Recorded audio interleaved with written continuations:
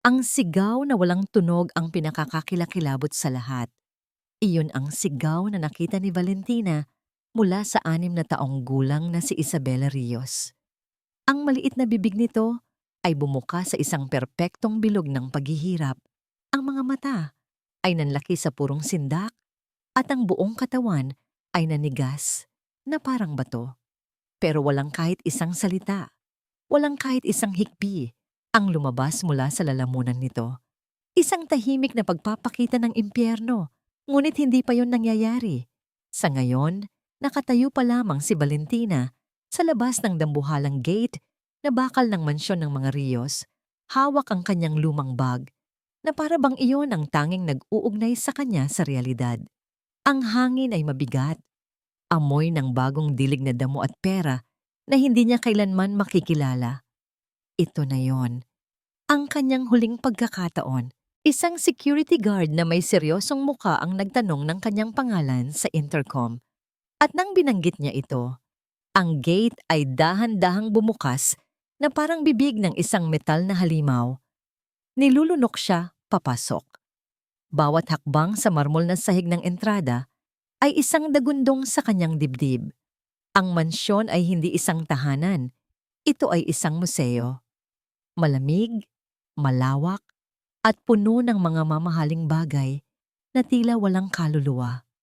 At sa gitna ng lahat ng ito, naghihintay ang may-ari. Si Santiago Rios, mas gwapo siya sa personal kaysa sa mga litrato sa business magazines. Matangkad, matikas ang tindig, at may mga matang kasing itim at kasing lalim ng karagatan sa hating gabi. Ngunit ang mga matang yon ay walang bahid ng init.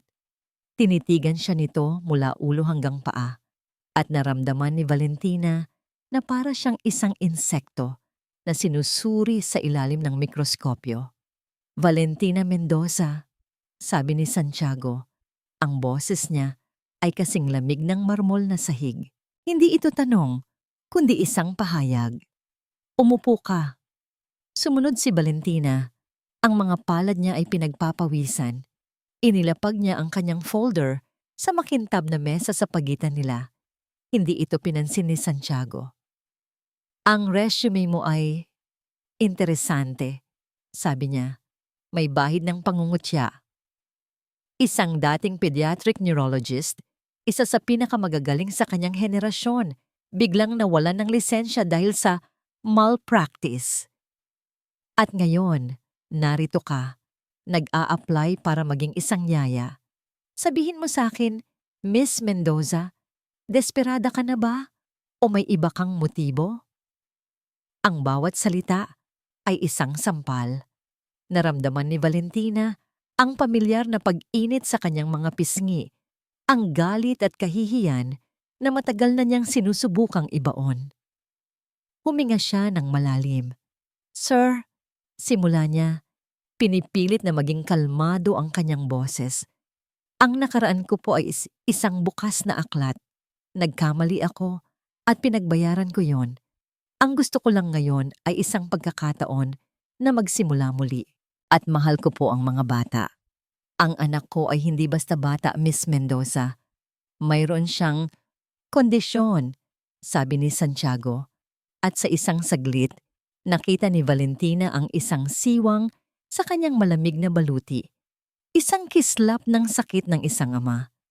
Hindi siya nakakarinig, hindi siya nagsasalita, at inaatake siya ng matinding sakit ng ulo na hindi maipaliwanag ng sinumang doktor. Biglang nagbago ang lahat para kay Valentina. Hindi na ito tungkol sa trabaho. Isang bata ang nagdurusa. Maaari ko po ba siyang makita? Tanong niya. Mas malambing na ngayon ang kanyang boses. Nag-alinlangan si Santiago, ngunit sa huli ay tumango ito at tinawag ang isang kasambahay. Dinala siya sa isang silid na mas malaki pa sa buong apartment niya.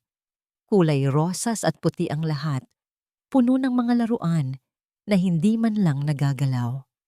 At sa tabi ng bintana, nakaupo sa sahig ang isang maliit na anghel na may buhok na kasing itim ng sa kanyang ama. Si Isabela. Nang lumingon ng bata, Nakita ni Valentina ang pinakamalungkot na mga mata na nasilayan niya.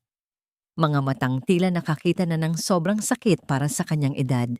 Dahan-dahang lumuhod si Valentina sa harap ng bata. Ngumiti siya. At pagkatapos, ginawa niya ang isang bagay na hindi inaasahan. Itinaas niya ang kanyang mga kamay at nagsimulang mag-sign language. "Kumusta?" Senyas niya. "Ako si Valentina. Ang ganda ng pangalan mo, Isabela." Nanlaki ang mga mata ni Isabela. Gulat na gulat. Dahan-dahan, itinaas din niya ang kanyang maliliit na kamay at sumagot. "Alam mo," senyas niya pabalik. Tumango si Valentina habang nararamdaman ang pag-init sa kanyang mga mata. "Oo, at gusto kong maging kaibigan mo." Sa unang pagkakataon, isang maliit, mahiyain na ngiti ang sumilay sa mga labi ni Isabela Rios. At sa sandaling iyon, alam ni Valentina na gagawin niya ang lahat para sa batang ito. Ang mga sumunod na oras ay puno ng isang tahimik na mahika. Naglaro sila sa sahig, nagbasa ng mga libro gamit ang kanilang mga kamay, at nagtawanan ng walang tunog. Napanood ni Valentina kung paano unti-unting nabuhayan ng kulay ang mukha ni Isabela. Tila isang bulaklak na matagal ng uhaw ang biglang nadiligan. Nasa gitna sila ng pagguhit ng bigla itong nangyari. Biglang binitiwan ni Isabela ang kanyang krayola. Ang kanyang mga mata ay nanlaki. Ang kanyang mukha ay nag-iba ng anyo, na puno ng sakit na hindi kayang isalarawan. At pagkatapos, dumating ang sigaw na walang tunog. Hinawakan ni Isabela ang magkabilang gilid ng kanyang ulo. Ang maliliit na daliri ay bumaon sa kanyang buhok. Ang kanyang bibig ay bumuka sa isang nakakatakot na O. Ang kanyang katawan ay nanginginig ng husto, ngunit walang ingay na lumalabas. "Isabela!" Sigaw ni Valentina. Tumakbo palapit. Ang mga kasambahay ay nagmamadaling pumasok. Puno ng pag-aalala ang mga mukha, ngunit tila sanay na sila sa eksena. "Nangyayari na naman po," sabi ng isa. "Tumawag na po ako kay Sir Santiago." Pero hindi pinansin ni Valentina ang gulat sa paligid. Ang kanyang mga mata bilang isang doktor ay nakatuon sa bata. Ito ay hindi isang normal na migraine. Ang reaksyon ay masyadong bayolente, masyadong neurological. May mali. Isang bagay na lubhang mali. Yinakap niya si Isabela, sinusubukang pakalmahin ang nanginginig na katawan nito, habang ang tahimik na sigaw ay nagpapatuloy. Naramdaman niya ang ganap na kawalan ng kapangyarihan, isang pakiramdam na kinasusuklaman niya. Makalipas ang ilang minuto na parang isang kawalang hanggan, ang panginginig ay huminto. Ang katawan ni Isabela ay lumambot, bumagsak sa pagod sa mga braso ni Valentina. Hapo na hapo. Binuhat niya ang bata at inihiga sa kama nito. Hinaplos niya ang buhok nito, inaalis ang mga hibla na dumikit sa noo nitong basa ng pawis. Habang ginagawa niya iyon, ang kanyang mga daliri ay dumausdos sa likod ng tainga ni Isabela. At doon niya naramdaman ito. Isang manipis, halos hindi kapansin-pansing guhit, isang peklat. Itinago ito ng perpekto sa tupi ng balat sa likod ng tainga. Hindi ito peklat mula sa pagkabata o aksidente. Alam niya ang itsura nito. Ito ay isang peklat mula sa isang operasyon. Isang peklat na hindi kailanman nabanggit sa medical history na ibinigay sa kanya. Kinabahan si Valentina. Nang gabing iyon, hindi siya makatulog. Ang imahe ng tahimik na sigaw ni Isabela at ang pakiramdam ng peklat ay paulit-ulit na bumabalik sa kanyang isipan. Hindi niya mapigilan ang sarili. Kailangan niyang malaman. Tahimik siyang lumabas ng kanyang silid at nagtungo sa maliit na opisina kung saan nakita niya kanina ang ilang mga dokumento ni Isabela. Sa ilalim ng sinag ng buwan na tumatagos sa bintana, sinimulan niyang halongkatin ang mga ito. Karamihan ay mga reseta at mga resulta ng laboratorio na nakita na niya. Walang bago. Nang akma na siyang susuko, isang lumang folder ang nahulog mula sa ilalim ng mesa. Isa itong lumang medical file, marahil mula noong sanggol pa si Isabela. Binuklat niya ang mga pahina, ang mga sulat kamay ng doktor ay halos hindi na mabasa. At sa huling pahina, may nakita siyang isang bagay na nagpatigil sa pagtibok ng kanyang puso. Isang maliit na logo na nakatatak sa sulok sa ibaba ng papel. Ito ay kupas na at tinangkang burahin ng itim na panulat. Ngunit para kay Valentina, kasing linaw ito ng araw. Isang ibon na may mga pakpak na gawa sa mga circuit board. Ang logo ng Fundasyon Aurora. Ang organisasyon na sumira sa kanyang buhay.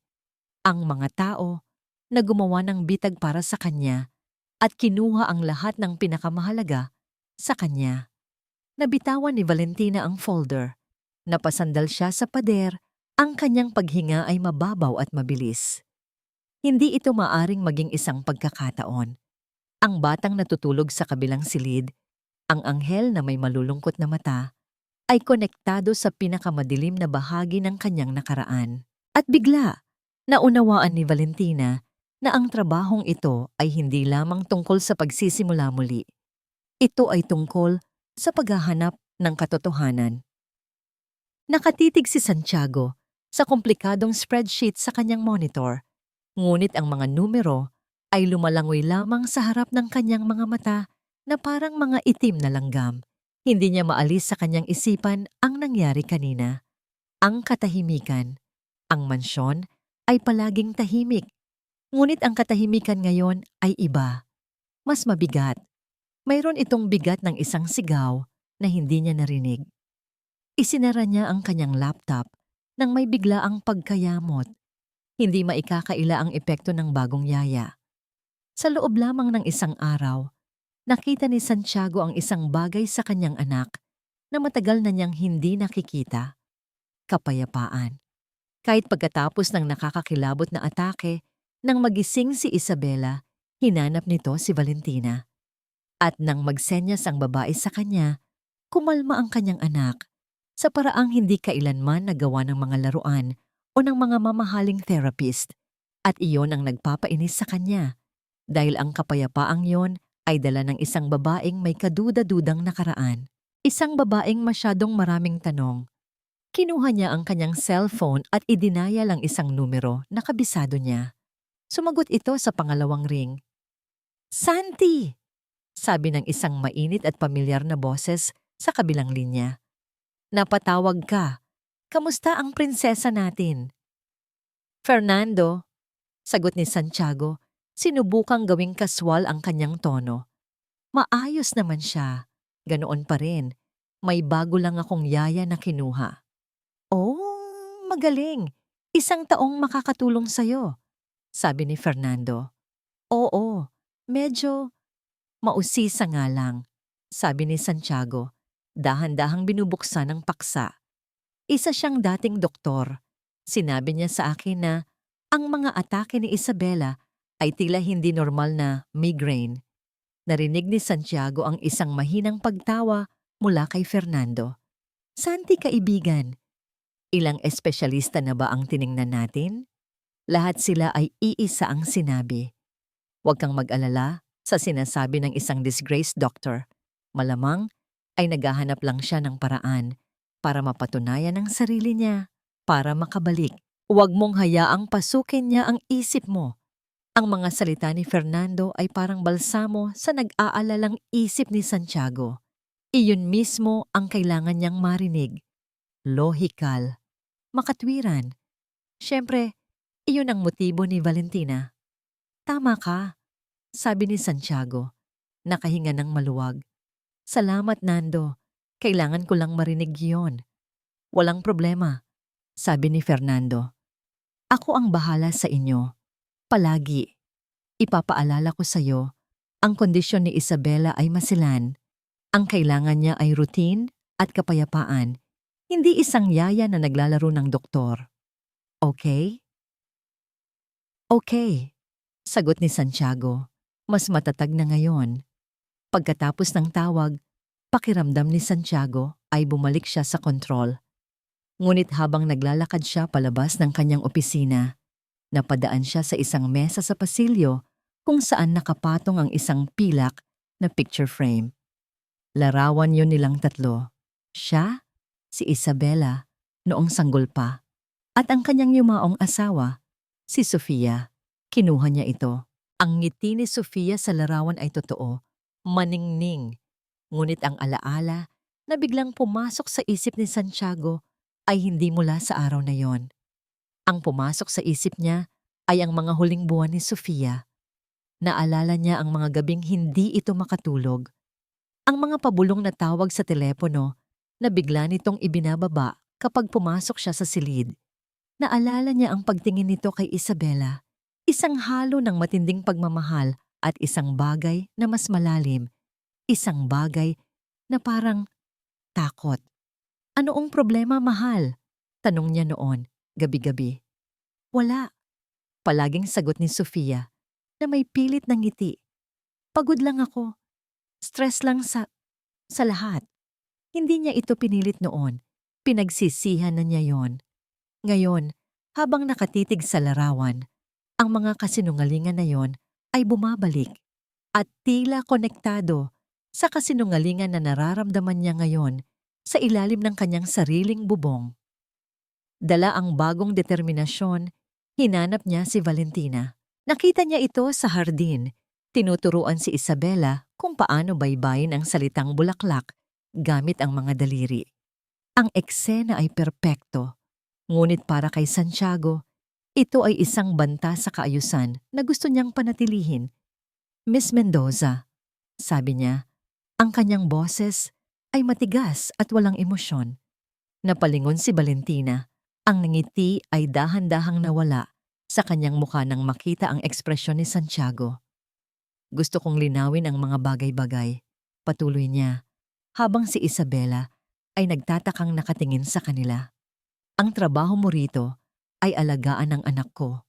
Maglaro kasama niya, pakainin siya, tiyakin na ligtas siya. Period.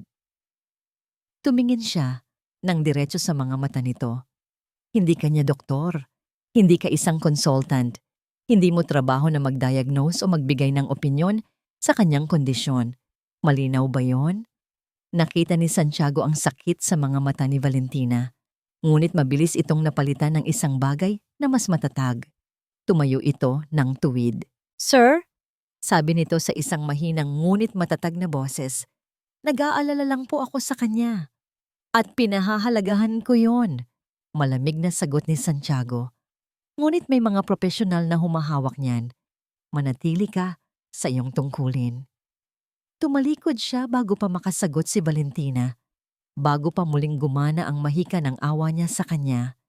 Habang naglalakad siya pabalik sa loob, naramdaman niya ang mga mata nito sa kanyang likuran.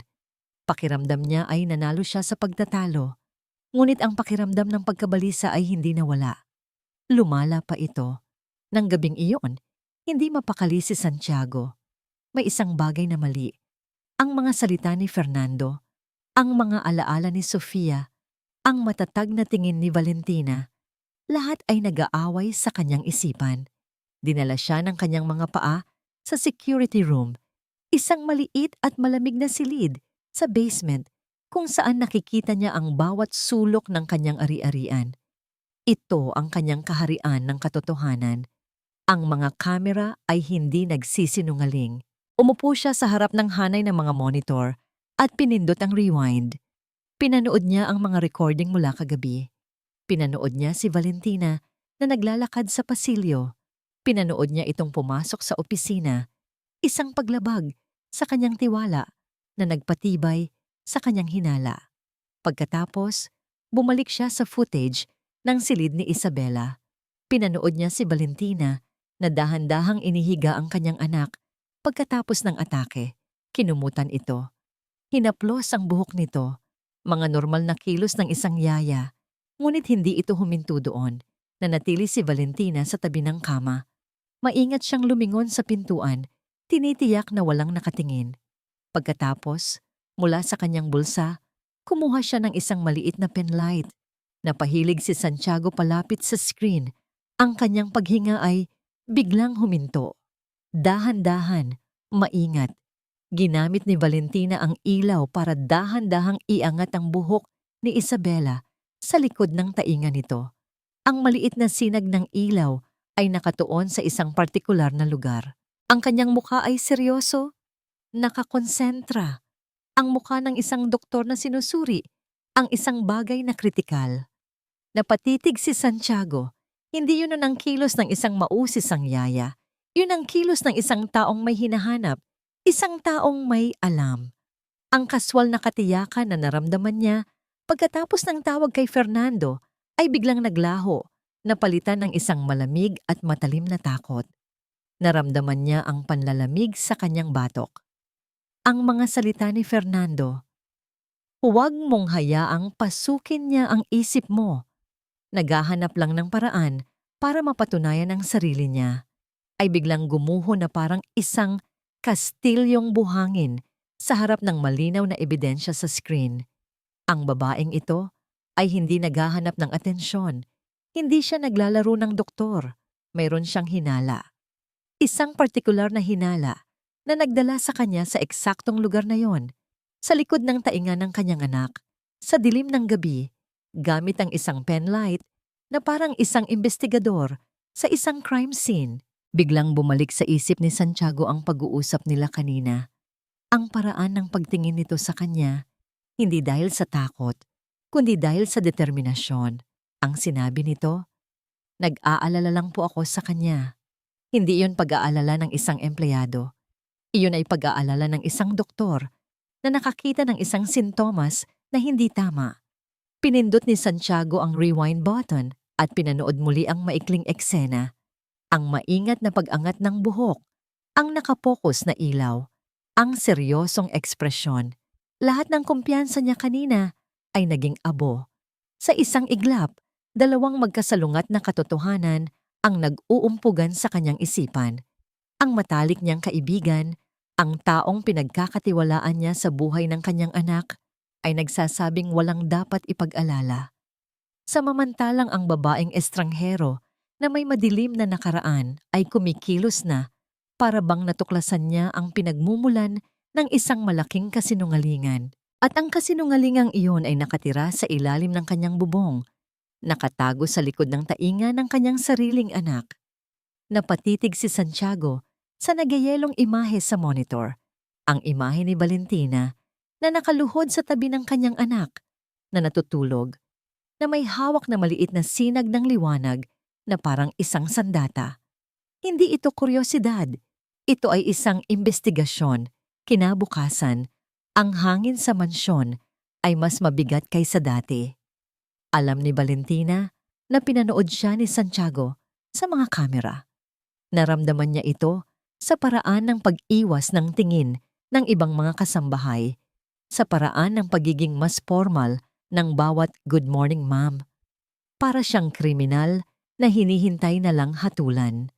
Mayroon siyang dalawang pagpipilian, manahimik, manatili sa kanyang tungkulin, gaya ng utos ni Santiago, at panoorin ang isang bata na unti-unting pinapatay ng isang lihim, o isugal ang lahat.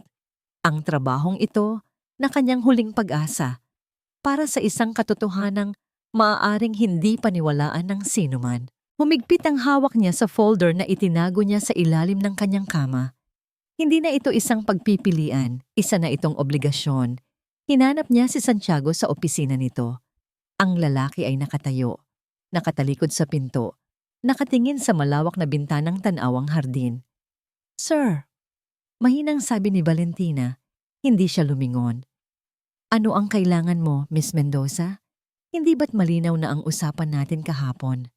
Huminga ng malalim si Valentina. "Malinaw po, ngunit may mga bagay na mas mahalaga kaysa sa pagiging isang masunuring empleyado." Iyon ang nagpalingon kay Santiago. Ang kanyang mga mata ay madilim at puno ng babala. "At ano naman iyon?" Lumakad si Valentina palapit. Inilapag ang folder sa kanyang mesa. "Ang buhay ng anak ninyo." Binuklat niya ito. "Pinag-aralan ko po ang lahat ng medical records ni Isabela na ibinigay ninyo, paulit-ulit. Ang mga sintomas niya, ang biglaang pagsisimula, ang uri ng sakit na inilalarawan niya, sa pamamagitan ng kanyang mga kilos ang kawalan ng anumang neurological markers sa kanyang mga blood test. Hindi po ito tugma sa anumang kilalang uri ng migraine o seizure disorder. Narito na naman tayo, sabi ni Santiago, ang kanyang panga ay nagtiim. Sinabi ko na sa'yo, may mga doktor na siya. Pero may nakita po ba sila? Giit ni Valentina. Ang kanyang boses ay tumataas na rin. O binibigyan lang nila siya ng mga gamot na hindi naman gumagana? Sir, sa dati kong trabaho, sa ospital kung saan ako, natanggal. Hirap niyang sabi ang salita. May mga nakita akong kaso na may ganitong pattern. Mga batang sumasailalim sa experimental treatments mula sa isang partikular na organisasyon. Mga batang ginagamit na biglang humampas si Santiago sa mesa. Ang tunog ay umalingaw-ngaw sa tahimik na silid. Fundasyon Aurora. Sigaw niya, ang galit ay bumabalatay sa kanyang mukha. Iyon ang gusto mong sabihin, hindi ba? Dahil may personal kang galit sa kanila, idadamay mo ang anak ko sa iyong paghihiganti? Gagawa ka ng mga kwento para lang masira sila? Nasaktan si Valentina. Hindi po. Ito ay tungkol kay Isabela. Hindi. Ito ay tungkol sa'yo. Akusa ni Santiago, ang kanyang boses ay naging isang mapanganib na bulong. Nakita ko ang ginawa mo kagabi. Ang pagpasok mo rito, ang paghalongkat mo sa mga gamit. Akala mo ba hindi ko malalaman? You are trespassing, Miss Mendoza, not just in my office, but in matters you know nothing about. Isa kang kasinungalingan. Ang mga salita ay tumusok sa puso ni Valentina, ngunit ang desperasyon para kay Isabela ay mas malakas. Ang totoong kasinungalingan, sir, ay ang paniniwala na ang lahat ay maayos. May lason sa loob ng bahay na ito at hindi niyo iyon nakikita. Tapos na ang usapan, sigaw ni Santiago. Umalis ka na sa opisina ko at kung isa ka pang beses na lumampas sa iyong linya, sisiguraduhin kong hindi ka na makakakuha ng kahit anong trabaho, kahit bilang tagalinis ng kalsada. Ang kanilang pagtatalo ay biglang natigil ng isang tunog. Isang matinis na tunog ng isang alarm mula sa silid ni Isabela na sinundan ng mga nagmamadaling yapak at sigaw ng isang kasambahay. Sir! Si Ma'am Isabela! Nagkatinginan sila ni Santiago sa isang segundo ng purong sindak bago sila sabay na tumakbo palabas ng silid. Ang eksena sa kwarto ni Isabela ay mas malala kaysa sa dati. Ang bata ay nasa sahig, nangingisay. Ang kanyang mga mata ay nakabaligtad at ang kanyang balat ay nag-aapoy sa lagnat. Ang tahimik na sigaw ay napalitan ng mga mahihinang ungol ng isang taong nalulunod. Tumawag kayo ng ambulansya! Utos ni Santiago, ang kanyang boses ay nanginginig. Dumating ang 2 doktor na laging on-call para sa pamilya. Sinuri nila si Isabela, ngunit ang kanilang mga mukha ay puno ng pagkalito. Ang taas ng lagnat niya, sabi ng isa. This is a febrile seizure pero napaka-severe. Bigyan natin siya ng diazepam, sabi ng isa pa. Hindi! Sigaw ni Valentina. Itinulak ang sarili palapit sa bata. Hindi iyan lagnat na nagdudulot ng seizure. Ang seizure ang nagdudulot ng lagnat. Isang neurogenic fever. Mali ang tinatrato ninyo. Sino ka para magsabi niyan? Galit na tanong ng isang doktor. Ngunit hindi sila pinansin ni Valentina. Ang kanyang mga taon ng pagsasanay ay bumalik. Lumuhod siya sa tabi ni Isabela. Ang nangingisay na katawan, ang mabilis at mababaw na paghinga. Ito ay isang atake sa central nervous system. Kailangan niyang bawasan ang pressure. Sa isang iglap, ginawa niya ang isang bagay na mapanganib at labag sa lahat ng patakaran. Inilagay niya ang kanyang mga hinlalaki sa base ng bungo ni Isabela, sa 2 partikular na punto kung saan nagtatagpo ang gulugod at ang bungo. Ginamit niya ang kanyang mga daliri upang hawakan ang panga nito. At pagkatapos, sa tamang-tamang lakas, Nagbigay siya ng isang matatag at tuloy-tuloy na pressure pataas. Isang maniobra na idinisenyo upang pansamantalang bawasan ang intracranial pressure. "Anong ginagawa mo?" sigaw ni Santiago. Akmang pipigilan siya. "Bigyan niyo po ako ng 10 segundo." Pakiusap ni Valentina. Ang pawis ay tumutulo sa kanyang noo. Ang kanyang mga braso ay nanginginig sa pagsisikap. "Magtiwala po kayo sa akin. Kahit ngayon lang." Tumingin si Santiago mula sa desperadong mukha ni Valentina patungo sa kanyang anak na naghihirap. At sa mga matang yon, nakita niya hindi ang isang mapaghiganting empleyado, kundi ang isang doktor na lumalaban para sa buhay ng kanyang pasyente. Tumango siya, isang beses lang. Nagpatuloy si Valentina sa pressure. 5, 6, 7. At pagkatapos, na parang isang magic, ang pangingisay ni Isabela ay nagsimulang humina. Ang kanyang paghinga ay unti-unting bumagal. Ang matinding tensyon sa kanyang maliit na katawan ay nagsimulang mag-relax. 8, 9, 10. Dahan-dahang binitawan ni Valentina ang bata. Si Isabela ay humihingal, basang-basa ng pawis, ngunit siya ay kalmado na. Ang seizure ay tapos na. Ang dalawang doktor ay nakatayo roon, nakanganga, walang masabi. Lumingon si Valentina kay Santiago. Ang kanyang mga mata ay puno ng luha at pagod. "Hindi po ito sakit, sir. Mayroong isang bagay sa loob niya. Isang bagay na hindi dapat nandoon." Ang galit sa mukha ni Santiago ay nawala na. Ang kanyang kayabangan ay gumuho. Ang natira na lamang ay ang hubad na takot ng isang ama. Ang lahat ng sinabi ni Valentina, lahat ng kanyang mga babala, ay nagkatotoo sa harap niya. Ang babaeng ito, ang babaeng tinawag niyang sinungaling, ang tanging taong nakatulong sa kanyang anak. Lumapit siya sa tabi ni Valentina at lumuhod. Hinawakan niya ang kamay ng kanyang anak. Mainit pa rin ito, ngunit buhay. Tumingin siya kay Valentina. Ang kanyang boses ay basag at halos hindi marinig. "Ano ang kailangan nating gawin?" Dinala nila si Isabela na natutulog na ngayon sa pagod sa isang maliit at pribadong klinika sa kabilang bahagi ng lungsod. Isang lugar na walang koneksyon kay Fernando o sa sino mang kilala niya. Sa loob ng malamig at puting silid ng MRI, ang tanging maririnig ay ang malakas na ugong ng makina. Nakatayo sina Santiago at Valentina sa likod ng isang salamin na bintana. Ang kanilang mga balikat ay halos magkadikit.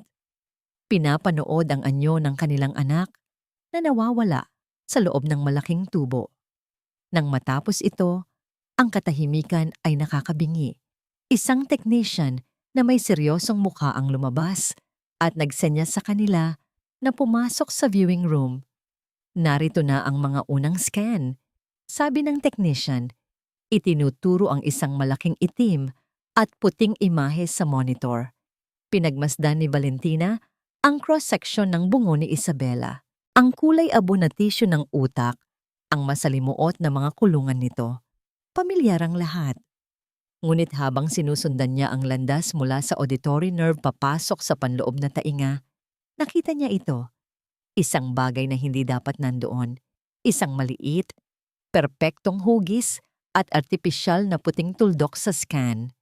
Isang bagay na gawa sa metal na sumasalamin sa mga magnetic wave ng napakaliwanag na tila sumisigaw sa gitna ng organikong imahe.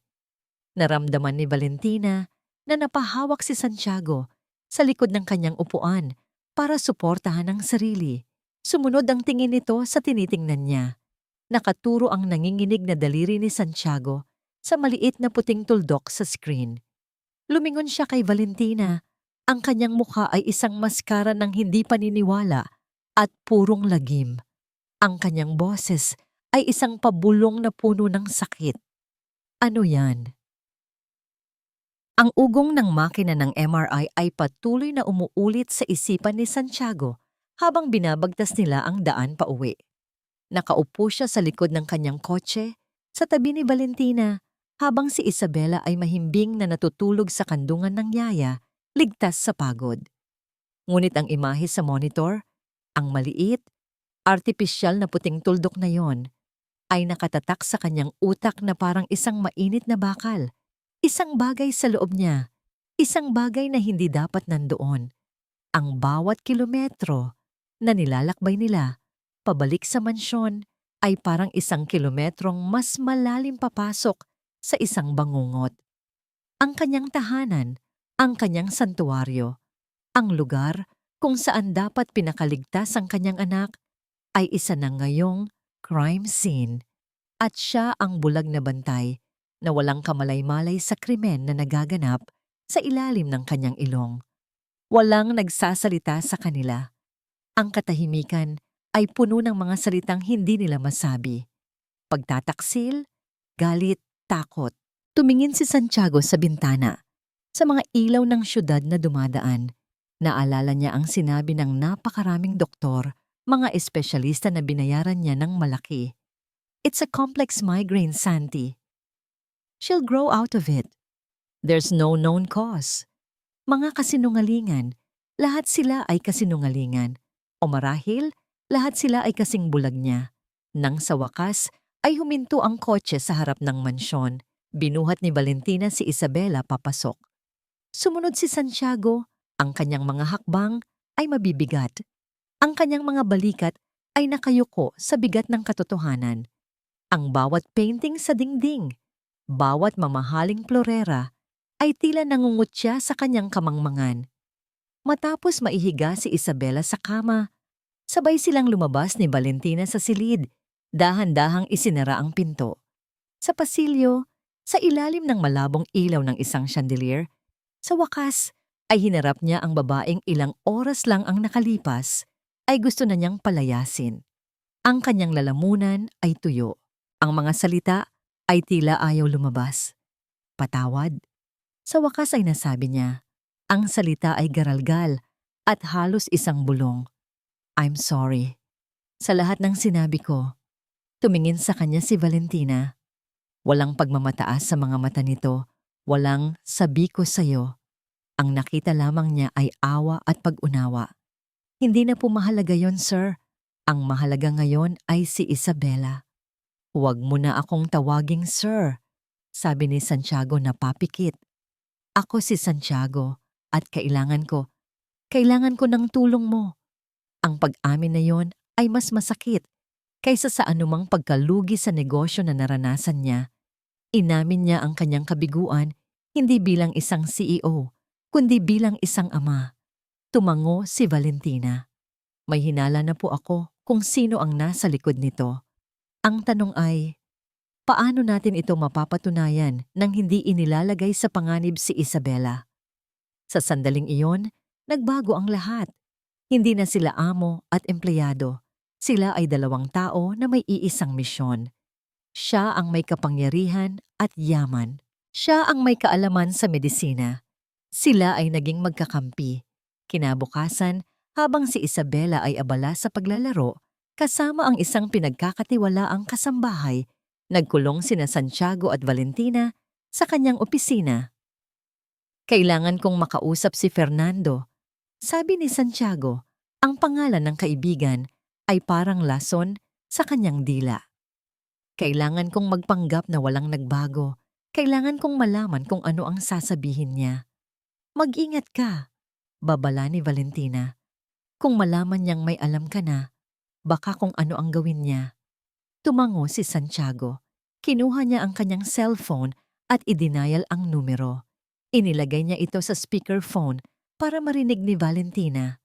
Santi, napatawag ka. Masayang bati ni Fernando. Kamusta na? Nag-aalala ako sa nangyari kahapon. Maayos na siya. Pinilit ni Santiago na maging normal ang boses. Isang masamang atake lang. Sabi ng mga doktor, lagnat daw. See? I told you. Minsan, ang mga simpleng bagay ang sagot. Huwag mong masyadong isipin ang sinasabi ng yayang iyan, sabi ni Fernando. Ang bawat salita ay isang patalim sa puso ni Santiago. Tama ka. sabi ni Santiago. Salamat, Nando. Salamat sa lahat. Pagkatapos ng tawag, napasuntok si Santiago sa mesa. Ang kanyang mukha ay isang maskara ng galit. Sinungaling siya. Alam niya. Paano niya nagawa ito sa amin? Santiago, huminahon ka, sabi ni Valentina, hinawakan ang kanyang braso. Ang galit ay hindi makakatulong sa atin ngayon. Kailangan nating mag-isip. Kung si Fernando ang may kagagawan nito, kailan at paano niya ito ginawa? At bakit? Biglang may naalala si Santiago, ang mga huling buwan ni Sofia, ang kanyang kalungkutan, ang kanyang mga lihim. Ang asawa ko, sabi niya, ang kanyang boses ay nanginginig. Si Sofia, may kakaiba sa kanya bago siya mamatay. Palagi siyang balisa. Palagi niyang kausap sa telepono si Fernando tungkol sa mga bagong pag-asa para kay Isabela. Nagkatinginan sila. Ang opisina niya, sabi ni Santiago. Hindi ko yun ginalaw mula nang siya'y pumanaw. Ang dating opisina ni Sofia ay parang isang time capsule. Ang amoy ng kanyang pabango ay naroon pa rin, mahina ngunit pamilyar. Ang mga libro ay nasa tamang ayos sa mga estante. Ang mga litrato nila ni Isabela ay nasa kanyang mesa. Para kay Santiago, ang pagpasok sa silid na ito ay parang pagbukas ng isang sariwang sugat. Saan tayo magsisimula? Tanong ni Valentina. Ang kanyang boses ay maganang. Kahit saan, sagot ni Santiago. Ang kanyang puso ay mabigat.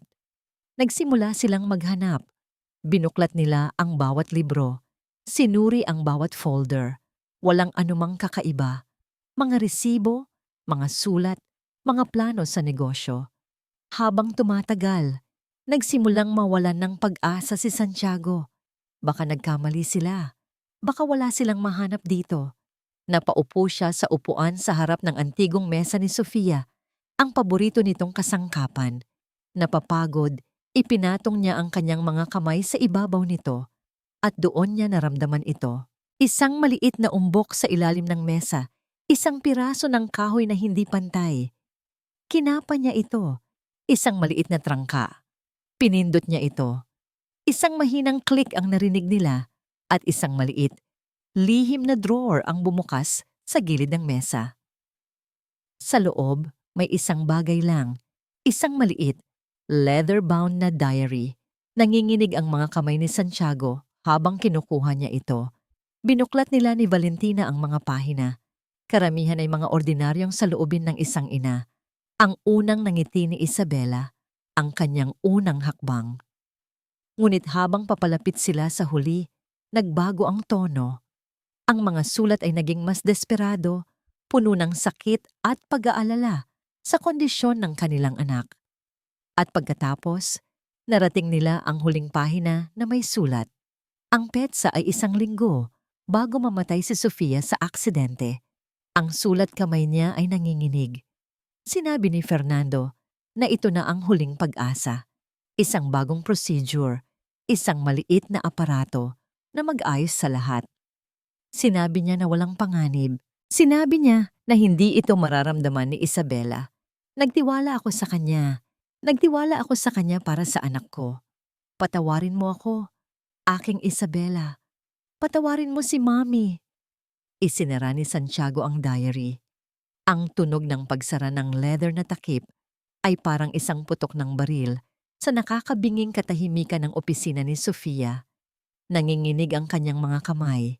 Isang butil ng luha ang pumatak mula sa kanyang mga mata at tumama sa ibabaw ng diary. Isang madilim na marka sa alaala ng kanyang asawa. Hindi gumalaw si Valentina. Pinanood niya ang isang taong mayaman at makapangyarihan na gumuho sa harap niya, nabawasan at naging isang ordinaryong lalaki na puno ng sakit at pagsisisi. Ang lahat ng galit at pagmamataas na nakita niya sa kanya nitong mga nakaraang araw ay naglaho, napalitan ng isang hilaw at nakakaawang kahinaan. Paano? Bulong ni Santiago, ang boses ay basag. Paano niya nilihim ito sa akin? Paano ko hindi nakita? Lumapit si Valentina, hindi bilang isang yaya, kundi bilang isang kapwa-tao na nakakaunawa sa sakit. Dahil desperada siya, Santiago, mahina niyang sabi. At sinamantala nila ang desperasyon na yon. Ganyan gumalaw ang mga taong tulad nila. Hahanapin nila ang kahinaan mo at gagamitin yon laban sa'yo. Tumingin si Santiago sa kanya. Ang kanyang mga mata ay pula at puno ng tanong. Sila? Sino pa? Si Fernando ay hindi nag-iisa, paliwanag ni Valentina. Ang Fundasyon Aurora ay isang malaking network. May mga doktor sila, mga financier, mga taong nasa matataas na posisyon. Ang sabi sa diary, nagtiwala siya kay Fernando. Sino pa ang pinagkakatiwalaan ni Sofia noon? Lalo na sa mga usaping medikal? Nag-isip si Santiago, sinubukan niyang alalahanin ang nakaraan na ngayon ay nababalot na ng kasinungalingan. Ang nanay niya, bigla niyang sabi na may bahid ng pait. Ang biyenan ko, siya rin ay nasa medical field. Isa siyang administrator sa isang malaking research hospital. Palagi niyang sinasabi na kailangan ni Isabela ng mga modernong solusyon, hindi mga tradisyonal na gamot. Isang malamig na kaba ang gumapang sa likod ni Valentina. Isang pamilya. Ginawa nila itong isang family affair. Ang lola mismo ang nagsakripisyo sa sarili niyang apo para sa kanilang masasamang layunin. Kailangan nating patunayan ito, sabi ni Valentina. Ang kanyang boses ay matatag na ngayon. Ang diary ay salita, laban sa salita. Kailangan natin ng ebidensya na hindi nila matatanggi. Mga bank record, mga komunikasyon. Sa loob ng ilang oras, ang dating opisina ni Sofia ay naging kanilang war room. Inilabas ni Santiago ang kanyang laptop at binuksan ang mga lumang financial statement ng kanyang asawa. Ang mga numero at pangalan ng kumpanya ay lumitaw sa screen, isang digital na bakas ng buhay na nawala. Hanapin mo ang anumang malalaking transaksyon sa mga kumpanya ng gamot o research facilities. Utos ni Valentina, nakatayo sa likod niya. Ang kanyang mga mata ay mabilis na nag-i-scan sa screen. Nag-scroll si Santiago pababa, buwan-buwan ng mga gastos hanggang sa huminto siya. Ito, sabi niya, itinuturo ang isang paulit-ulit na pagbabayad. Isang malaking halaga. Binabayaran buwan-buwan sa isang kumpanyang tinatawag na Aura Innovations Tech. Akala ko noon, isa lang itong investment. Aura Innovations, inulit ni Valentina. Naramdaman na niya ang pagbilis ng tibok ng kanyang puso. Isa iyan sa mga kilalang shell company ng Fundasyon Aurora. Ginamit nila yan para pondohan ang kanilang mga hindi opisyal na proyekto. Nagbabayad si Sofia para sa device na nasa loob ni Isabela. Ang katotohanan ay malinaw na ngayon na parang salamin. Hindi lamang nila nilinlang si Sofia, pinagbayad pa nila siya para sa pagpapahirap sa sarili niyang anak. Ang bigat ng kanilang natuklasan ay tila pumuno sa silid. Ginagawa itong mahirap huminga. Napasandal si Santiago sa kanyang upuan, napahilamos sa kanyang muka. Kasalanan ko ito, bulong niya. Masyado akong naging abala sa trabaho. Sa pagpapalago ng kumpanya, iniwan ko sa kanya ang lahat ng desisyon tungkol kay Isabela. Hinayaan ko siyang mag-isa. Santiago, sabi ni Valentina. Umupo siya sa upuang katapat niya. Ang pagsisisi ay hindi na makakatulong sa atin ngayon. Ginawa mo ang alam mong tama. Noon. Pero mali ako, sabi niya. Tumingin sa kanya. Ang kanyang mga mata ay puno ng pagod. At ikaw, sinubukan mong sabihin sa akin ang totoo. At ang ginawa ko lang ay sigawan ka. Patawad, Valentina. Sa sandaling iyon, ibinahagi nila ang isang bagay na mas malalim kaysa sa kanilang kasalukuyang krisis. Ibinahagi nila ang kanilang mga sugat. Ikinuwento niya ang tungkol sa pagmamahal niya kay Sofia at kung paano siya binulag ng pagmamahal na yon. At sa unang pagkakataon, ikinuwento ni Valentina ang lahat. Hindi lang ang pagkawala ng kanyang lisensya, kundi ang pangarap sa likod nito. Ang pangarap na tulungan ang mga bata na ngayon ay tila isang malabong alaala. Kinabukasan, sinubukan nilang kumilos na parang normal ang lahat para kay Isabela. Ngunit may isang nakakakilabot na tensyon sa hangin. Alam nilang pinapanood sila.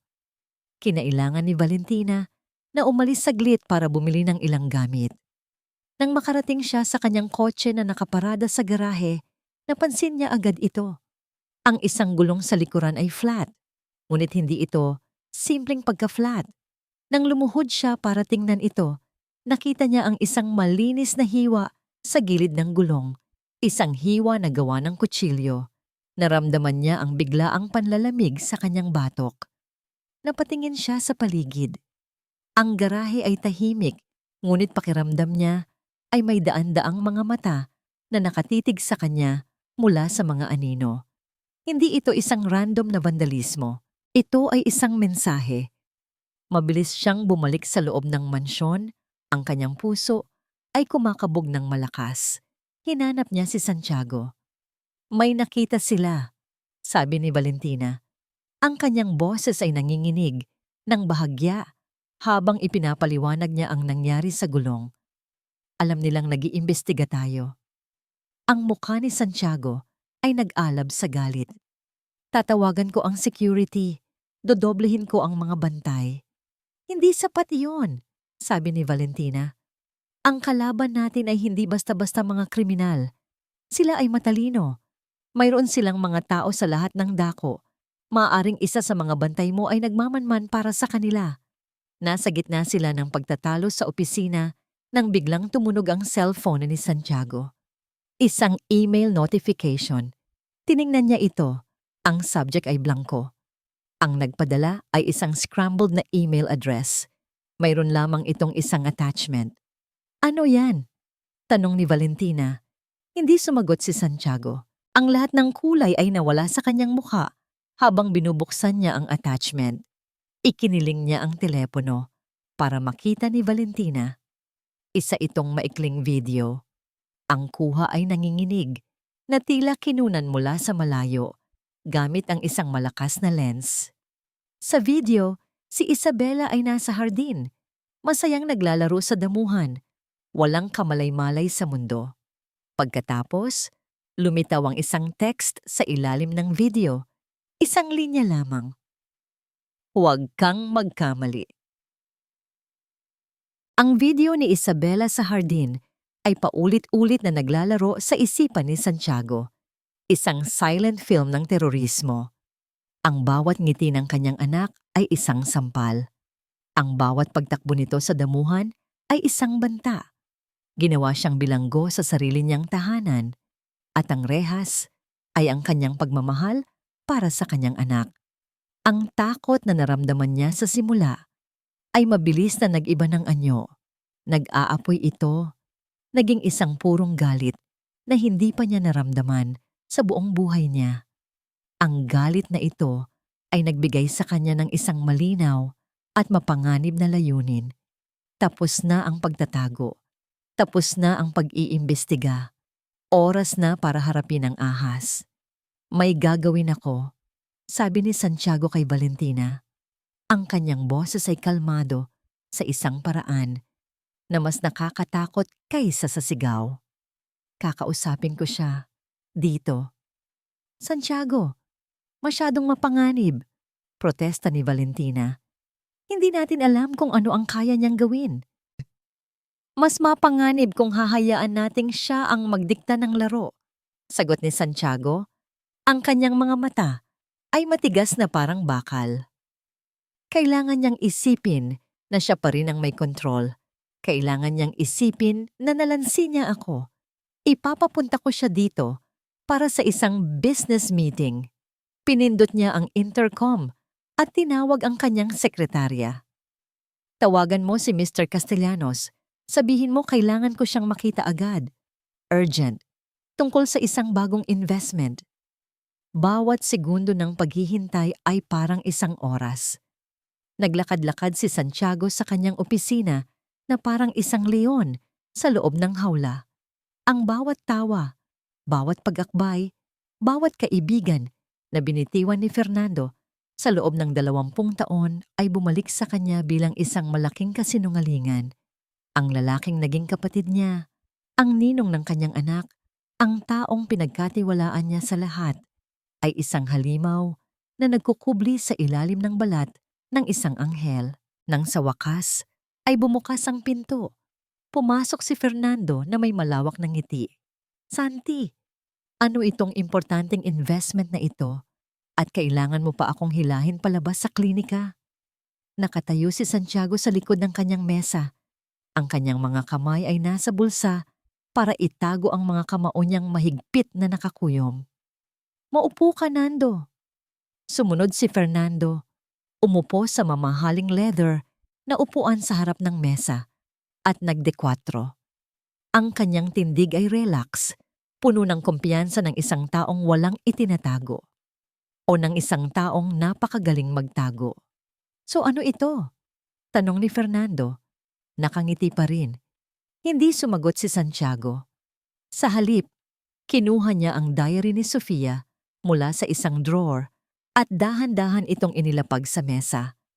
Ang ngiti sa mukha ni Fernando ay hindi nagbago, ngunit nakita ni Santiago ang isang halos hindi kapansin-pansing pagbabago sa kanyang mga mata. Isang kislap. "Ano yan?" tanong ni Fernando. Ang kanyang boses ay maingat na ngayon. "Alam mo kung ano yan," sabi ni Santiago. Ang kanyang boses ay mababa at puno ng galit. "Binasa ko. Lahat." Sa isang iglap, nawala ang lahat ng pagkukunwari. Ang mainit at palakaibigang si Fernando ay naglaho na parang usok. Ang taong nakaupo sa harap ni Santiago ngayon ay ibang-iba. Ang kanyang mga mata ay nanlamig. Isang maliit, mapanuyang ngiti ang sumilay sa kanyang mga labi. "So nalaman mo na rin," kalmadong sabi ni Fernando, na parang pinag-uusapan lang nila ang panahon. "Akala ko mas magtatagal ka pa. I underestimated your new nanny." Ang kanyang kalmadong pag-amin ay mas masakit pa kaysa sa 1,000 pagtanggi. "Bakit?" tanong ni Santiago. Ang salita ay halos hindi makalabas sa kanyang lalamunan. "Bakit, Fernando? Itinuring kitang kapatid."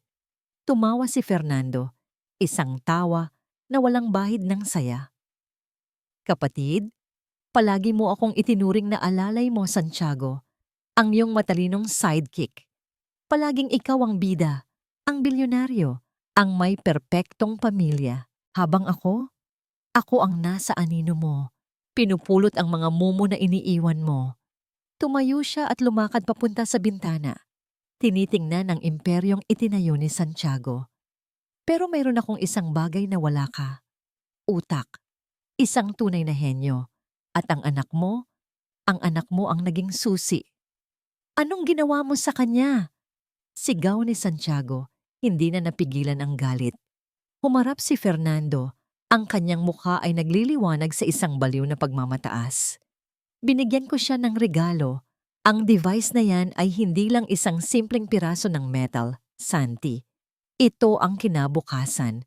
Isang neuromodulator na may kakayahang i-regulate ang sakit o magdulot nito. Isang prototype. At si Isabela, siya ang perpektong human subject. Walang boses para magreklamo, walang paraan para sabihin kung ano ang nararamdaman niya. Siya ang aking obra maestra." Ang dugo ni Santiago ay tila nagyelo sa kanyang mga ugat. "Isang sandata. Ginawa mong sandata ang anak ko."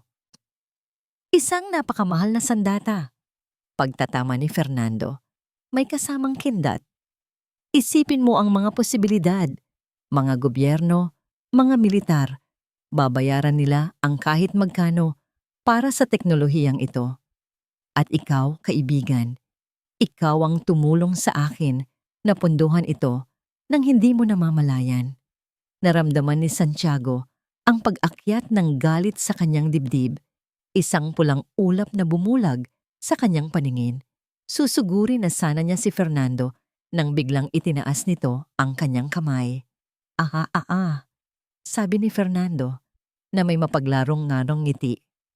Huwag kang gagawa ng kahit anong padalos-dalos. Mula sa kanyang bulsa, inilabas ni Fernando ang kanyang cellphone. Sa ilang pagpindot, isang app ang bumukas sa screen, isang simpleng interface na may isang slider bar at isang malaking pulang butones. Gusto mong makita kung paano ito gumagana? Tanong niya. Ang kanyang mga mata ay nagniningning sa kasamaan. Idinulas niya ang kanyang hinlalaki sa slider bar. Sa parehong sandali, ang cellphone ni Santiago na nasa ibabaw ng mesa ay umilaw at nag-vibrate ng malakas. Isang tawag mula kay Valentina. Nanginginig ang mga kamay ni Santiago habang sinasagot niya ito at inilalagay sa speakerphone. Santiago! Sigaw ni Valentina. Ang kanyang boses ay puno ng takot at pagkasindak. Si Isabela! Inaatake na naman siya. Pero iba ito. Mas malala. Sumisigaw siya. Santiago, sumisigaw siya nang walang tunog. Napatitig si Santiago kay Fernando na nakangisi habang pinapanood ang kanyang paghihirap. Dahan-dahan, ibinaba ni Fernando ang slider at sa speakerphone, narinig ni Santiago ang paghinto ng gulat sa boses ni Valentina. Huminto na. Biglang huminto. Ibinalik ni Fernando ang kanyang cellphone sa bulsa. Nakikita mo, kaibigan? Sabi niya. Ang kanyang boses ay malambing ngunit puno ng lason. Ako ang Diyos sa buhay ng anak mo. Isang pindot lang at kaya kong bigyan siya ng sakit na hindi mo kayang isipin. Isang pindot lang at kaya kong itigil ang lahat.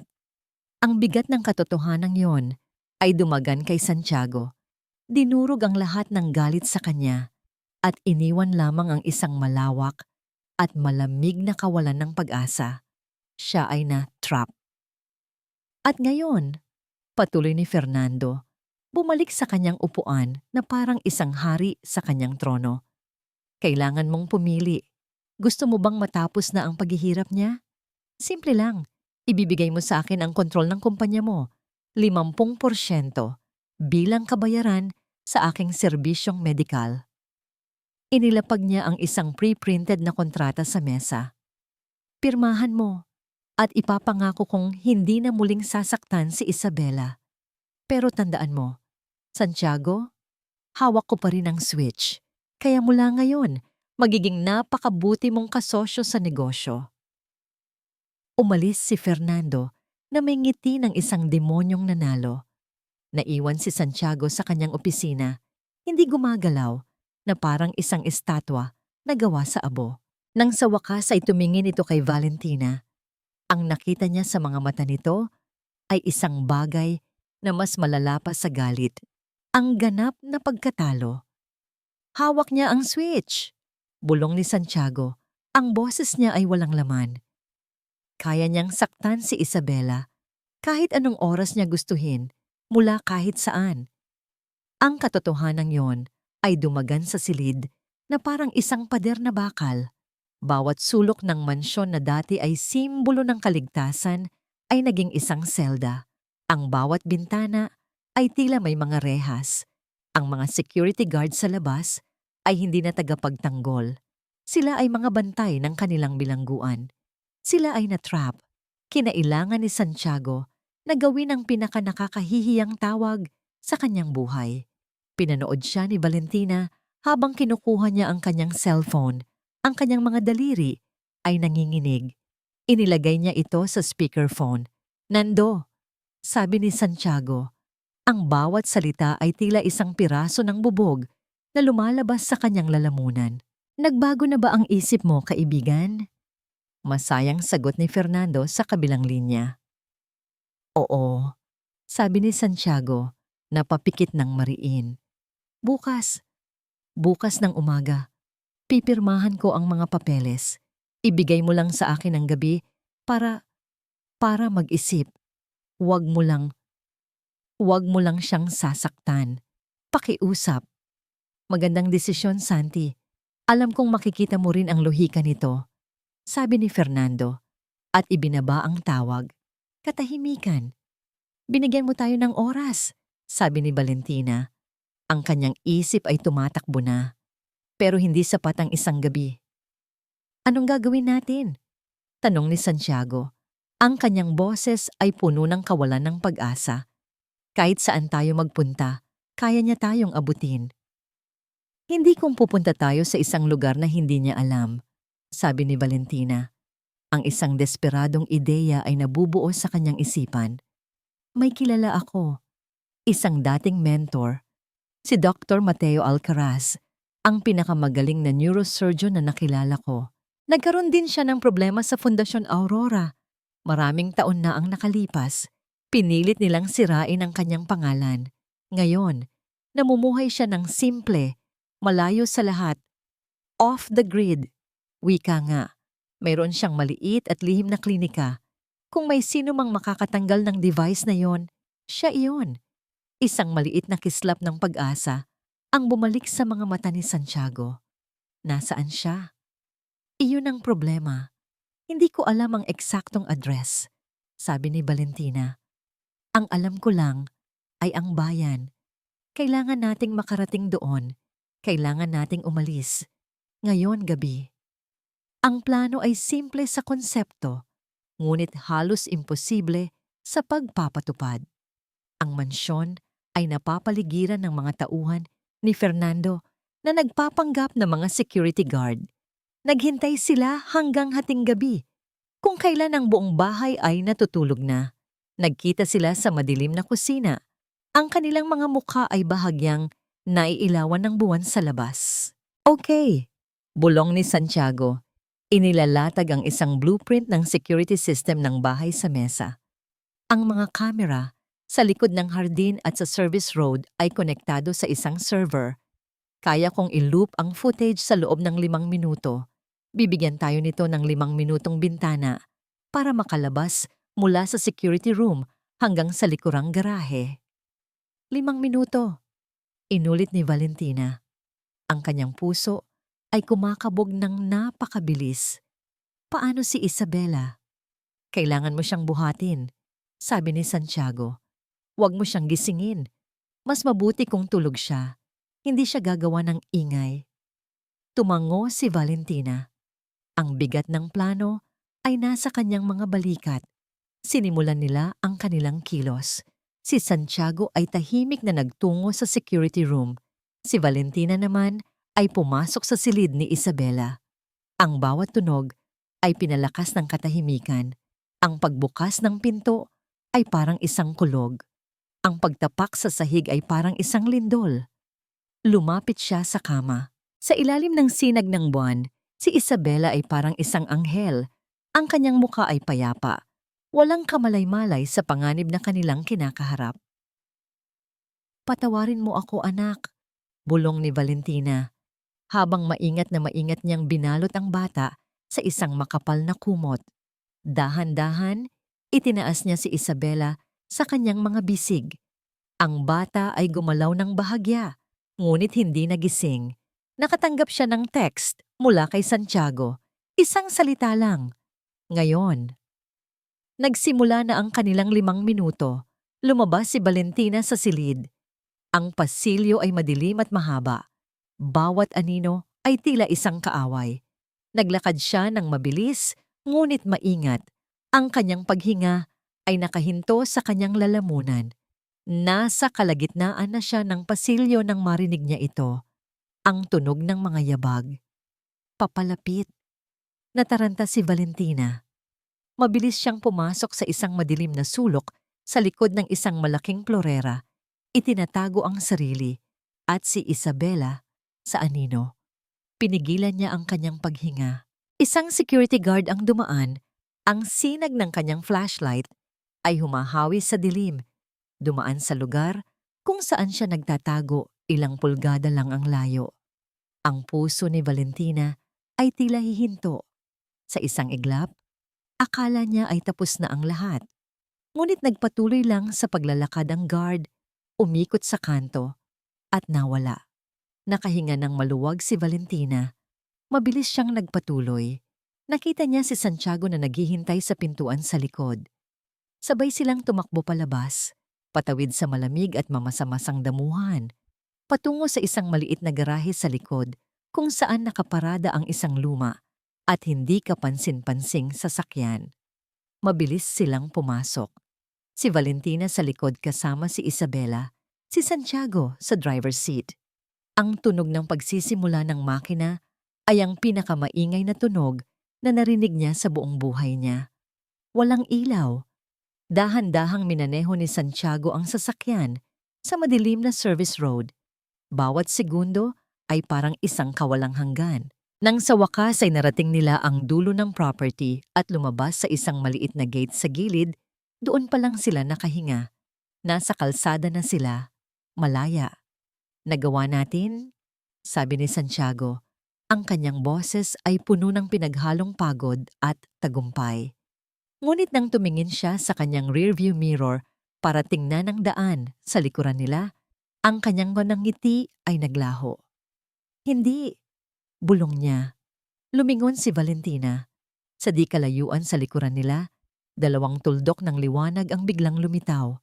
2 sasakyan ang bumubukas ng kanilang mga headlight at nagsisimula na silang bumilis. Nang tingnan niya ang rearview mirror, nakita niya ang 2 itim na sasakyan na mabilis na humahabol sa likuran nila. Ang 2 pares ng headlight sa rearview mirror ay parang mga mata ng isang hayop na humahabol sa kanila sa dilim. Isang hayop na tinatawag na Fernando. Kumapit ka! Sigaw ni Santiago habang tinatapakan ng husto ang silinyador. Ang luma at hindi kapansin-pansing sasakyan ay umungol bilang protesta. Ngunit bumilis ito. Itinutulak ang mga pasahero nito palubog sa kanilang mga upuan. Ang pag-asa na naramdaman nila, ilang segundo lang ang nakalipas, ay biglang naging purong adrenaline at takot. Ang katahimikan ng gabi ay nabasag ng pag-iingay ng mga gulong sa aspalto. Paano nila nalaman? Tanong ni Valentina mula sa likuran. Ang kanyang boses ay nanginginig habang mahigpit na niyayakap si Isabela, na ngayon ay gising na at takot na takot sa biglaang kaguluhan. Mayroon sigurong silent alarm na hindi ko nakita. O baka mas matalino siya kaysa sa inaakala ko. Sagot ni Santiago, ang kanyang mga mata ay pabalik-balik sa daan, sa unahan at sa salamin sa likuran. Ang mga itim na sasakyan ay mabilis. Mas mabilis kaysa sa kanila. Bawat segundo, mas lumalapit ang mga ito. Nakikita na ni Santiago ang outline ng mga SUV, malalaki at mapanganib. Lumiko ka dito. Sabi ni Valentina, itinuturo ang isang makitid na eskinita sa kanan. Sinunod ni Santiago ang utos, bigla ang inikot ang manibela. Ang mga gulong ay umikit, ngunit nagawa nilang makapasok sa makitid na daan. Ito ay isang shortcut, isang masikip na daanan sa pagitan ng mga lumang gusali. Ngunit sa halip na maging kanilang kaligtasan, ito ang naging kanilang bitag. Habang papalabas sila, sa kabilang dulo ng eskinita, isang pangatlong itim na SUV ang biglang sumulpot mula sa wala, hinarangan ng kanilang daanan. Walang dan, sigaw ni Santiago. Inapakan ng preno. Ang kotse ay huminto nang may nakakabinging pag-iingay. Ilang pulgada na lang mula sa bumper ng SUV. Sa likuran nila, ang 2 pang sasakyan ay hinarangan ng kanilang pag-atras. Sila ay na-corner na parang mga daga. Ang mga pinto ng mga SUV ay bumukas at lumabas ang mga lalaking nakaitim na damit. Hindi nila kailangang magsalita. Ang kanilang presensya ay sapat na. Ngunit hindi sila ang nakakuha ng atensyon ni Santiago. Ang pinto sa passenger side ng sasakyan sa harap ay bumukas. At mula rito, kalmadong lumabas si Fernando. Nakasuot siya ng isang mamahaling Amerikana na para bang papunta lang siya sa isang business meeting. Ang kanyang mukha ay kalmado, ngunit ang kanyang mga mata ay nag-aapoy sa tagumpay. Lumapit siya sa bintana, sa gilid ni Santiago. Kumatok siya ng 2 beses sa salamin. Buksan mo, Santi, sabi niya. Ang kanyang boses ay kalmado, ngunit may diin. Huwag na nating gawing mas mahirap pa ito.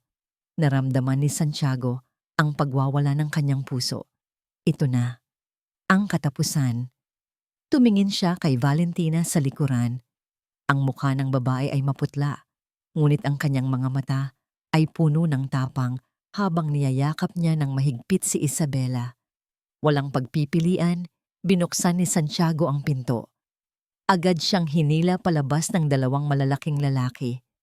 Sinubukan niyang lumaban, isang desperadong pagsabog ng galit at lakas ng isang ama. Nagawa niyang makasuntok ng isa, ngunit mabilis siyang napigilan. Isang malakas na suntok sa kanyang tiyan ang nag-alis ng hangin sa kanyang mga baga. Isang isa pa sa kanyang panga ang nagpadala sa kanya sa sahig. Santiago! Narinig niyang sigaw ni Valentina. Habang nakaluhod siya sa malamig na semento, nakatingala. Pinanood niya ang pinakamasamang bangungot ng kanyang buhay na nagaganap. Lumapit si Fernando sa likurang pinto at binuksan ito. Hello, Valentina! At kumusta ka na, munting prinsesa? Huwag mo siyang hawakan, sigaw ni Valentina. Sinusubukang protektahan si Isabela gamit ang kanyang sariling katawan. Ngumiti si Fernando, isang ngiti na walang bakas ng anumang kabutihan. Valentina, Valentina, talagang mayroon kang tapang. Ngunit ang tapang ay may hangganan. Sumenya siya sa isa sa kanyang mga tauhan. Hinila ng lalaki si Valentina palabas ng kotse. Sa kabila ng kanyang pagpupumiglas, isa pang lalaki ang pumasok para kunin si Isabela. Hindi! Umalingaw-ngaw ang sigaw ni Santiago, isang sigaw na puno ng purong sakit at kawalan ng kapangyarihan. Sinubukan niyang tumayo, ngunit isang bota ang tumama sa kanyang likod. Pinipilit siyang manatili sa sahig. Nakita niya ang takot sa mga mata ni Isabela habang kinukuha ito ng estranghero. Ang maliit na bata ay hindi makasigaw, ngunit ang kanyang buong katawan ay isang sigaw. Lumapit si Fernando kay Santiago, umupo sa kanyang harapan at itinaas ang kanyang baba para magkatinginan sila. Sinabi ko sa'yo, Santi, bulong ni Fernando. Ang kanyang hininga ay amoy mamahaling alak. Simple lang ang hinihiling ko, ngunit pinili mo ang mahirap na paraan. Tignan mo kung saan ka dinala ng iyong katigasan ng ulo. Pinanood ni Santiago habang isinasakay nila si Isabela sa isa sa mga SUV. Pinanood niya habang si Valentina na umiiyak at nagpupumiglas ay pinipigilan ng dalawang lalaki. Tumingin si Santiago sa mga mata ng lalaking dati niyang tinawag na kaibigan at ang nakita niya ay isang ganap na kawalan. Walang awa, walang konsensya. Isang itim na butas lamang ng kasakiman at inggit. Laro ito para sa'yo, hindi ba? Sabi ni Santiago, ang kanyang boses ay basag. Ito ang pinakamahalagang laro sa lahat, sagot ni Fernando. Tumayo siya at pinagpaga ng alikabok sa kanyang pantalon. Tumingin siya sa kanyang mga tauhan. Iwanan niyo sila. Sa isang iglap, binitawan nila si Valentina na bumagsak sa tabi ni Santiago. Ang mga lalaki ay mabilis na bumalik sa kanilang mga sasakyan. Ang huling nakita ni Santiago bago umalis ang mga sasakyan ay ang mukha ni Fernando sa bintana na may isang huling mapanuyang ng ngiti. Game over, Santiago? Sabi nito. Ang mga SUV ay mabilis na umalis.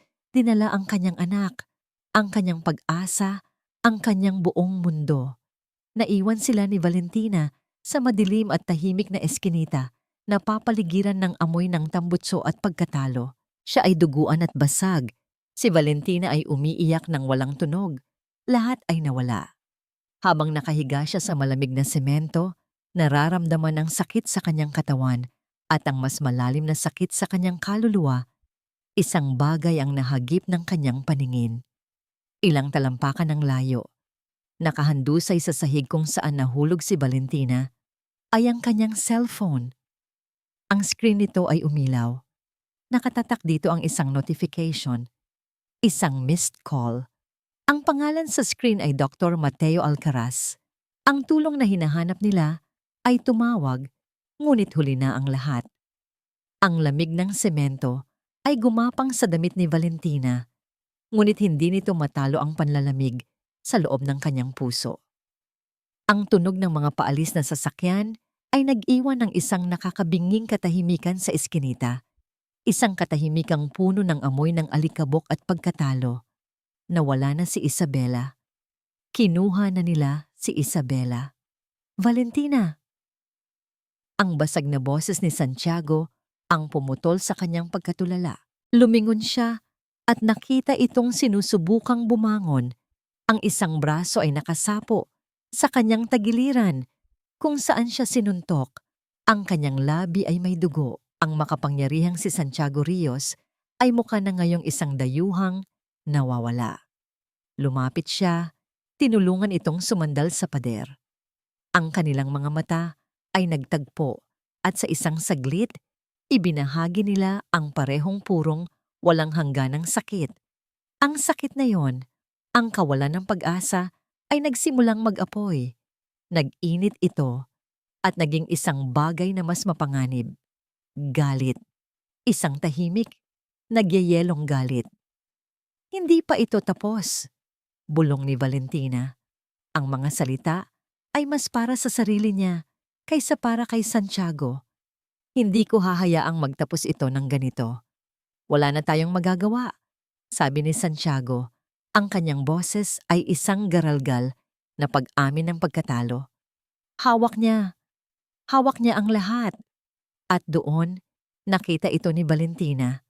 Ang kanyang cellphone, nakahandusay sa sahig, ang screen ay basag, ngunit umiilaw pa rin. Kinuha niya ito. Missed call. Dr. Mateo Alcaraz. Huli na. Ngunit habang tinitingnan niya ang telepono, nakita niya ang isa pang bagay sa tabi nito. Ang cellphone tamo ni Santiago, na nahulog din mula sa kanyang bulsa. Kinuha niya iyon at iaabot na sana sa kanya nang biglang tumigil si Santiago. Ang kanyang mga mata ay nanlaki na parang may biglang naalala. Ang jacket, bulong niya. Ano? Naguguluhang tanong ni Valentina. Ang jacket ni Isabela, yung kulay rosas. Sabi ni Santiago, ang isang bagong uri ng enerhiya ay pumapasok sa kanyang boses. Mabilis niyang kinuha ang kanyang cellphone mula sa kamay ni Valentina.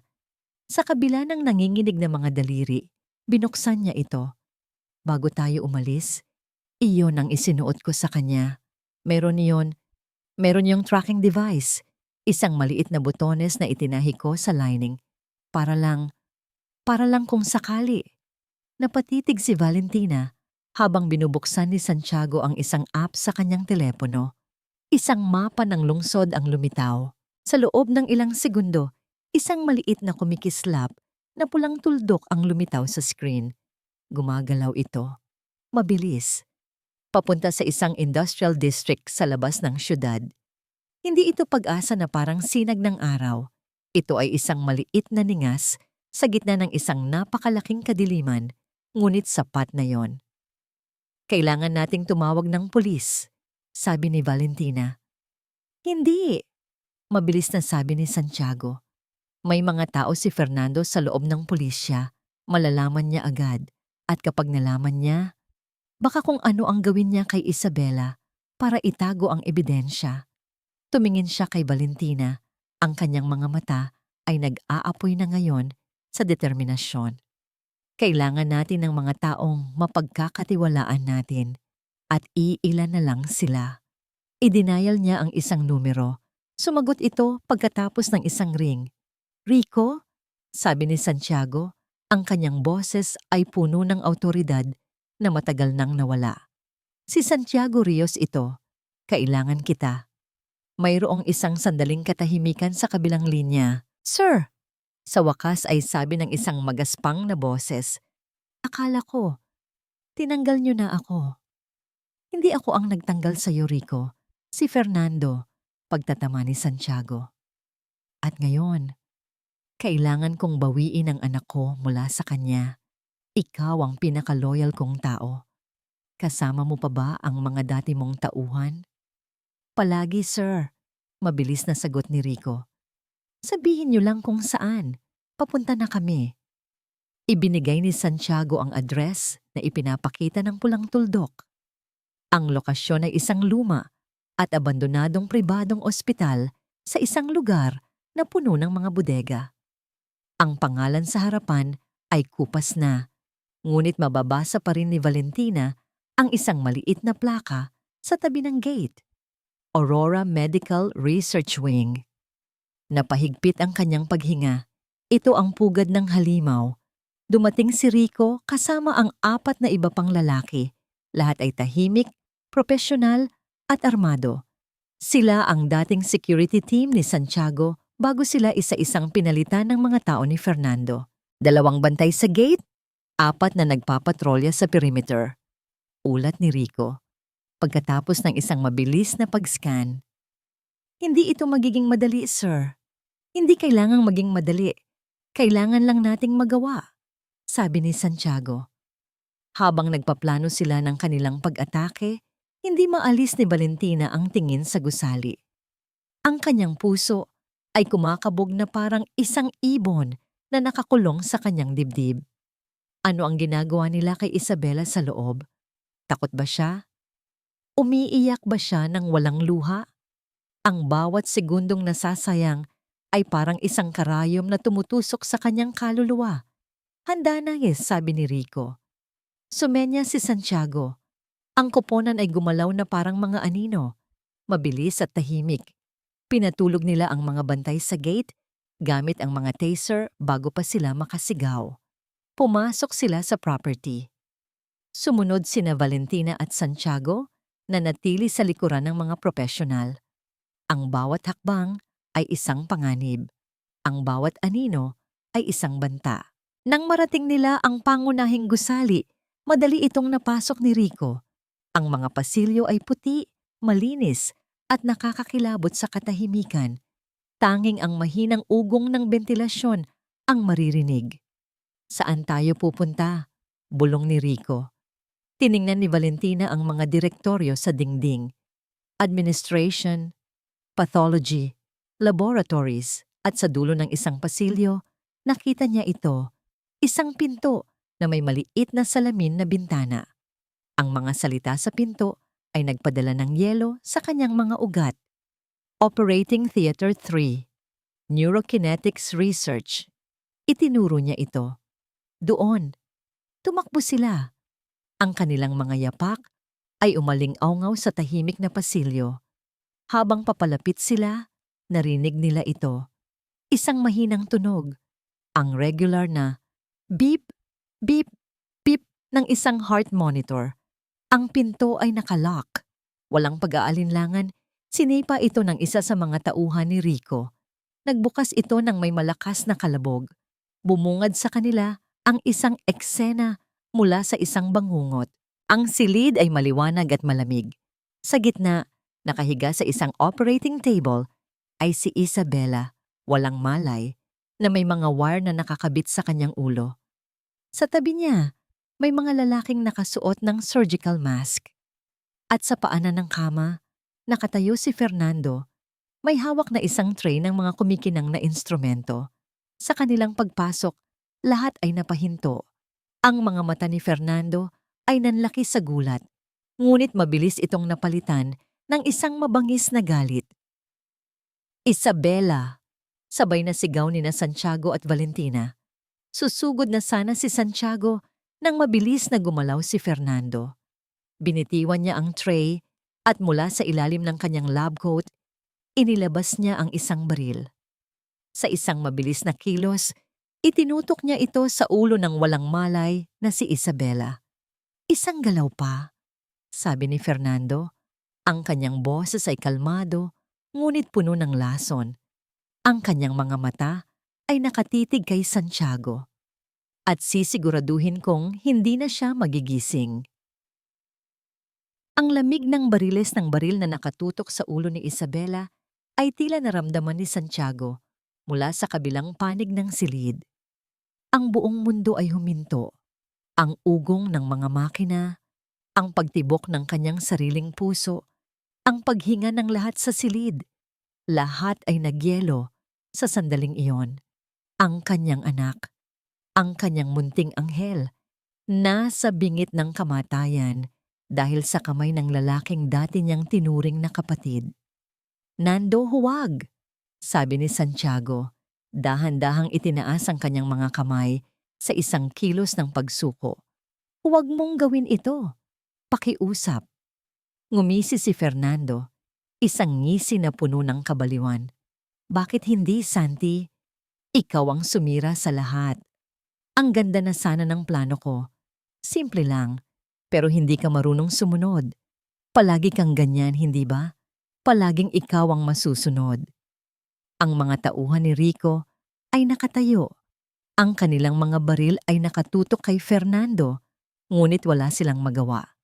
Isang maling galaw, isang bala, at tapos na ang lahat. Napatingin si Santiago kay Valentina. Nakatayo ito sa gilid, ang kanyang mukha ay isang maskara ng takot. Ngunit sa likod ng takot na yon, nakita ni Santiago ang kanyang isip na mabilis na tumatakbo. Naghahanap ng isang siwang, isang pagkakataon. Kailangan niyang bigyan si Valentina ng pagkakataong yon. Kailangan niyang ilihis ang atensyon ni Fernando. "Tama ka," sabi ni Santiago. Ang kanyang boses ay kalmado na ngayon. Sinusubukang abutin ang anumang natitirang katinuan sa lalaki. "Ako ang nagkamali. Palagi akong nagkakamali pagdating sa iyo, Nando. Hindi ko nakita ang halaga mo. Hindi ko nakita ang talino mo." Ang mga salita ay tila gumana.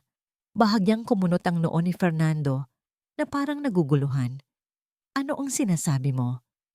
"Ang sinasabi ko ay, naiintindihan ko," patuloy ni Santiago. Dahan-dahang humakbang palapit, isang pulgada sa bawat pagkakataon. "Naiintindihan ko ang galit mo, ang inggit mo. Dahil ang totoo, Nando, ako ang laging naiinggit sa'yo." "Sinungaling," sigaw ni Fernando. Ngunit may bahid ng pag-aalinlangan sa kanyang boses. "Hindi," sabi ni Santiago. "Mayaman ako, oo. Pero ikaw, mayroon kang isang bagay na hindi kayang bilhin ng pera. Isang henyo, isang utak na kayang baguhin ang mundo. At sa halip na tulungan kang abutin yon, naging abala ako sa sarili ko. Patawarin mo ako, Nando. Patawarin mo ako, kaibigan." Sa isang saglit, isang kislap ng lumang Fernando ang lumitaw sa mga mata ng halimaw. Ang Fernando na kasama niyang nangangarap sa kolehiyo. Ang Fernando na kasama niyang nagdiwang sa bawat tagumpay. Ang baril sa kanyang kamay ay bahagyang nanginig. Isang segundo lang iyon, ngunit iyon lang ang kailangan ni Valentina. Habang ang lahat ng atensyon ay nakatuon kay Santiago, si Valentina ay dahan-dahang gumalaw sa gilid, papunta sa isang maliit na cart na puno ng mga gamit medikal. Ang kanyang mga mata ay nakatuon sa isang bagay, isang hiringgilya at isang maliit na vial ng clear liquid, propofol. Isang malakas na pampatulog. Sa sandaling iyon ng pag-aalinlangan ni Fernando, kumilos siya. Mabilis na parang kidlat, sinaksak niya ang karayom sa vial, kinuha ang likido at tumakbo. Naramdaman ni Fernando ang paggalaw. Lumingon siya. Ang kanyang mukha ay nag-iba sa gulat at itinutok ang baril kay Valentina. "Tumigil ka!" sigaw niya, ngunit huli na. Sumugod si Santiago. Ginamit niya ang huling onsa ng kanyang lakas para itulak si Fernando. Hindi palayo sa baril, kundi palapit dito na nagdulot ng pagkadisbalanse sa lalaki. Ang putok ng baril ay umalingaw-ngaw sa silid. Ang bala ay tumama sa kisame, nagbagsak ng alikabok at semento.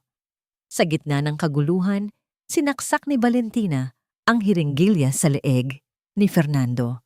Naramdaman ni Fernando ang tusok. Ang kanyang mga mata ay nanlaki. Binitiwan niya ang baril. Dahan-dahan, ang lakas sa kanyang katawan ay nagsimulang mawala. Lumambot ang kanyang mga tuhod. Bago siya tuluyang bumagsak, tumingin siya kay Santiago. Ang kanyang mga mata ay puno ng pagkalito at pagtataksil. At pagkatapos, blanko na. Bumagsak siya sa sahig, walang malay. Katahimikan.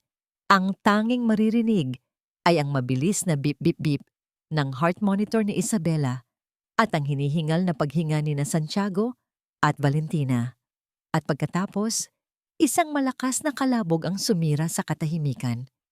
Ang mga pinto ng operating room ay bumukas ng malakas. Pumasok ang mga pulis, armado at handa.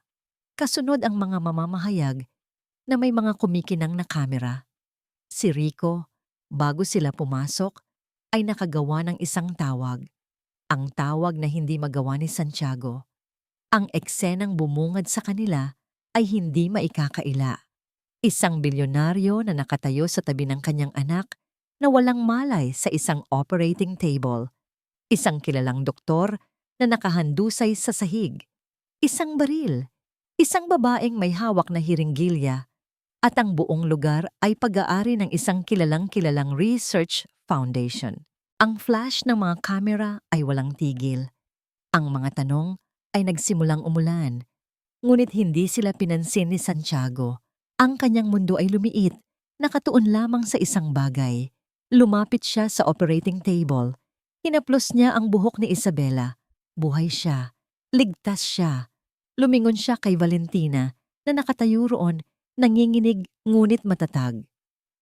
Ang babaeng ito na paulit-ulit niyang sinigawan at pinagdudahan. Ang babaeng ito ang nagligtas sa kanila. Walang salita. Lumapit siya kay Valentina at niyakap ito. Isang yakap na puno ng pasasalamat, paghanga, at isang bagay na mas malalim pa. Isang bagay na nagsisimula pa lang niyang maunawaan.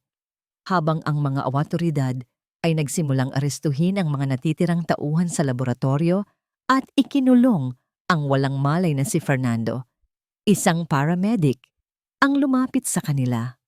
"Sir, ma'am, kailangan na nating dalhin ang bata sa isang tunay na ospital," sabi nito. Habang inililipat nila si Isabela sa isang stretcher, muling binuksan ni Fernando ang kanyang mga mata. Groggy pa rin mula sa gamot. Nakita niya si Santiago, nakita niya ang mga pulis, nakita niya ang mga kamera, nakita niya ang kanyang pagkatalo. Habang kinakaladkad siya palayo, ang kanyang mga kamay ay nakaposas na sa kanyang likuran. Tumingin siya kay Santiago, isang huling desperadong pagtatangka na maghasik ng lason. "Hindi pa ito tapos!" Sigaw niya, ang kanyang boses ay garalgal. "Kahit wala ang device, hinding-hindi na siya magiging normal. Sinira ko siya. Sinira ko siya para sa'yo." Ang mga sumunod na araw ay isang mabilis at nakakalitong agos ng mga ilaw ng kamera, mga headline ng balita, at mga legal na pag-uusap. Ang kwento ng bilyonaryong Rios ay sumabog sa buong bansa. Ang Fundasyon Aurora, na dating iginagalang na institusyon, ay gumuho na parang isang bahay ng mga baraha. Inilalantad ang isang pugad ng katiwalian at hindi makataong eksperimento. Ngunit para kay Valentina, ang lahat ng ingay na yon ay nasa labas lamang. Ang kanyang buong mundo ay nasa loob ng isang tahimik at puting silid ng ospital, kung saan ang tanging mahalagang tunog ay ang marahan at regular na pintig ng puso ni Isabela sa monitor. Pagkatapos nilang makatakas mula sa laboratorio, agad silang nakipag-ugnayan kay Dr. Mateo Alcaraz, ang matandang doktor na may mga matang puno ng karunungan at kalungkutan mula sa sarili niyang pakikipaglaban sa pundasyon, ay agad na lumipad papunta sa kanila. "Gagawin ko ang lahat ng aking makakaya," sabi nito, pagkatapos suriin ang mga scan. "Ngunit kailangan ninyong maging handa. Ang device ay nasa napakasilang lugar. Ang pagtanggal nito ay may malaking panganib." Ang operasyon ay tumagal ng 8 oras. 8 oras ng paglalakad, pabalik-balik ni Santiago sa waiting room. 8 oras ng pagdarasal ni Valentina sa isang sulok. Ang kanyang mga kamay ay magkadikit ng napakahigpit. Iyon ang pinakamahabang 8 oras ng kanilang buhay. Nang sa wakas ay lumabas si Dr. Alcaraz sa operating room, ang kanyang mukha ay pagod, ngunit kalmado. "Matagumpay nating natanggal," sabi niya, at sa isang iglap ang lahat ng hangin na pinipigilan nina Santiago at Valentina ay lumabas sa isang nanginginig na paghinga ng ginhawa. Ang bata ay matatag. Ngayon, kailangan na lang nating maghintay na siya ay magising. At naghintay sila. Sa katahimikan ng silid ng ospital, Habang natutulog si Isabela, nagbago ang relasyon ni Santiago at Valentina. Wala na ang amo at ang yaya. Wala na ang mayaman at ang mahirap. Ang natira na lamang ay dalawang tao na pinagbuklod ng isang nakakatakot na karanasan.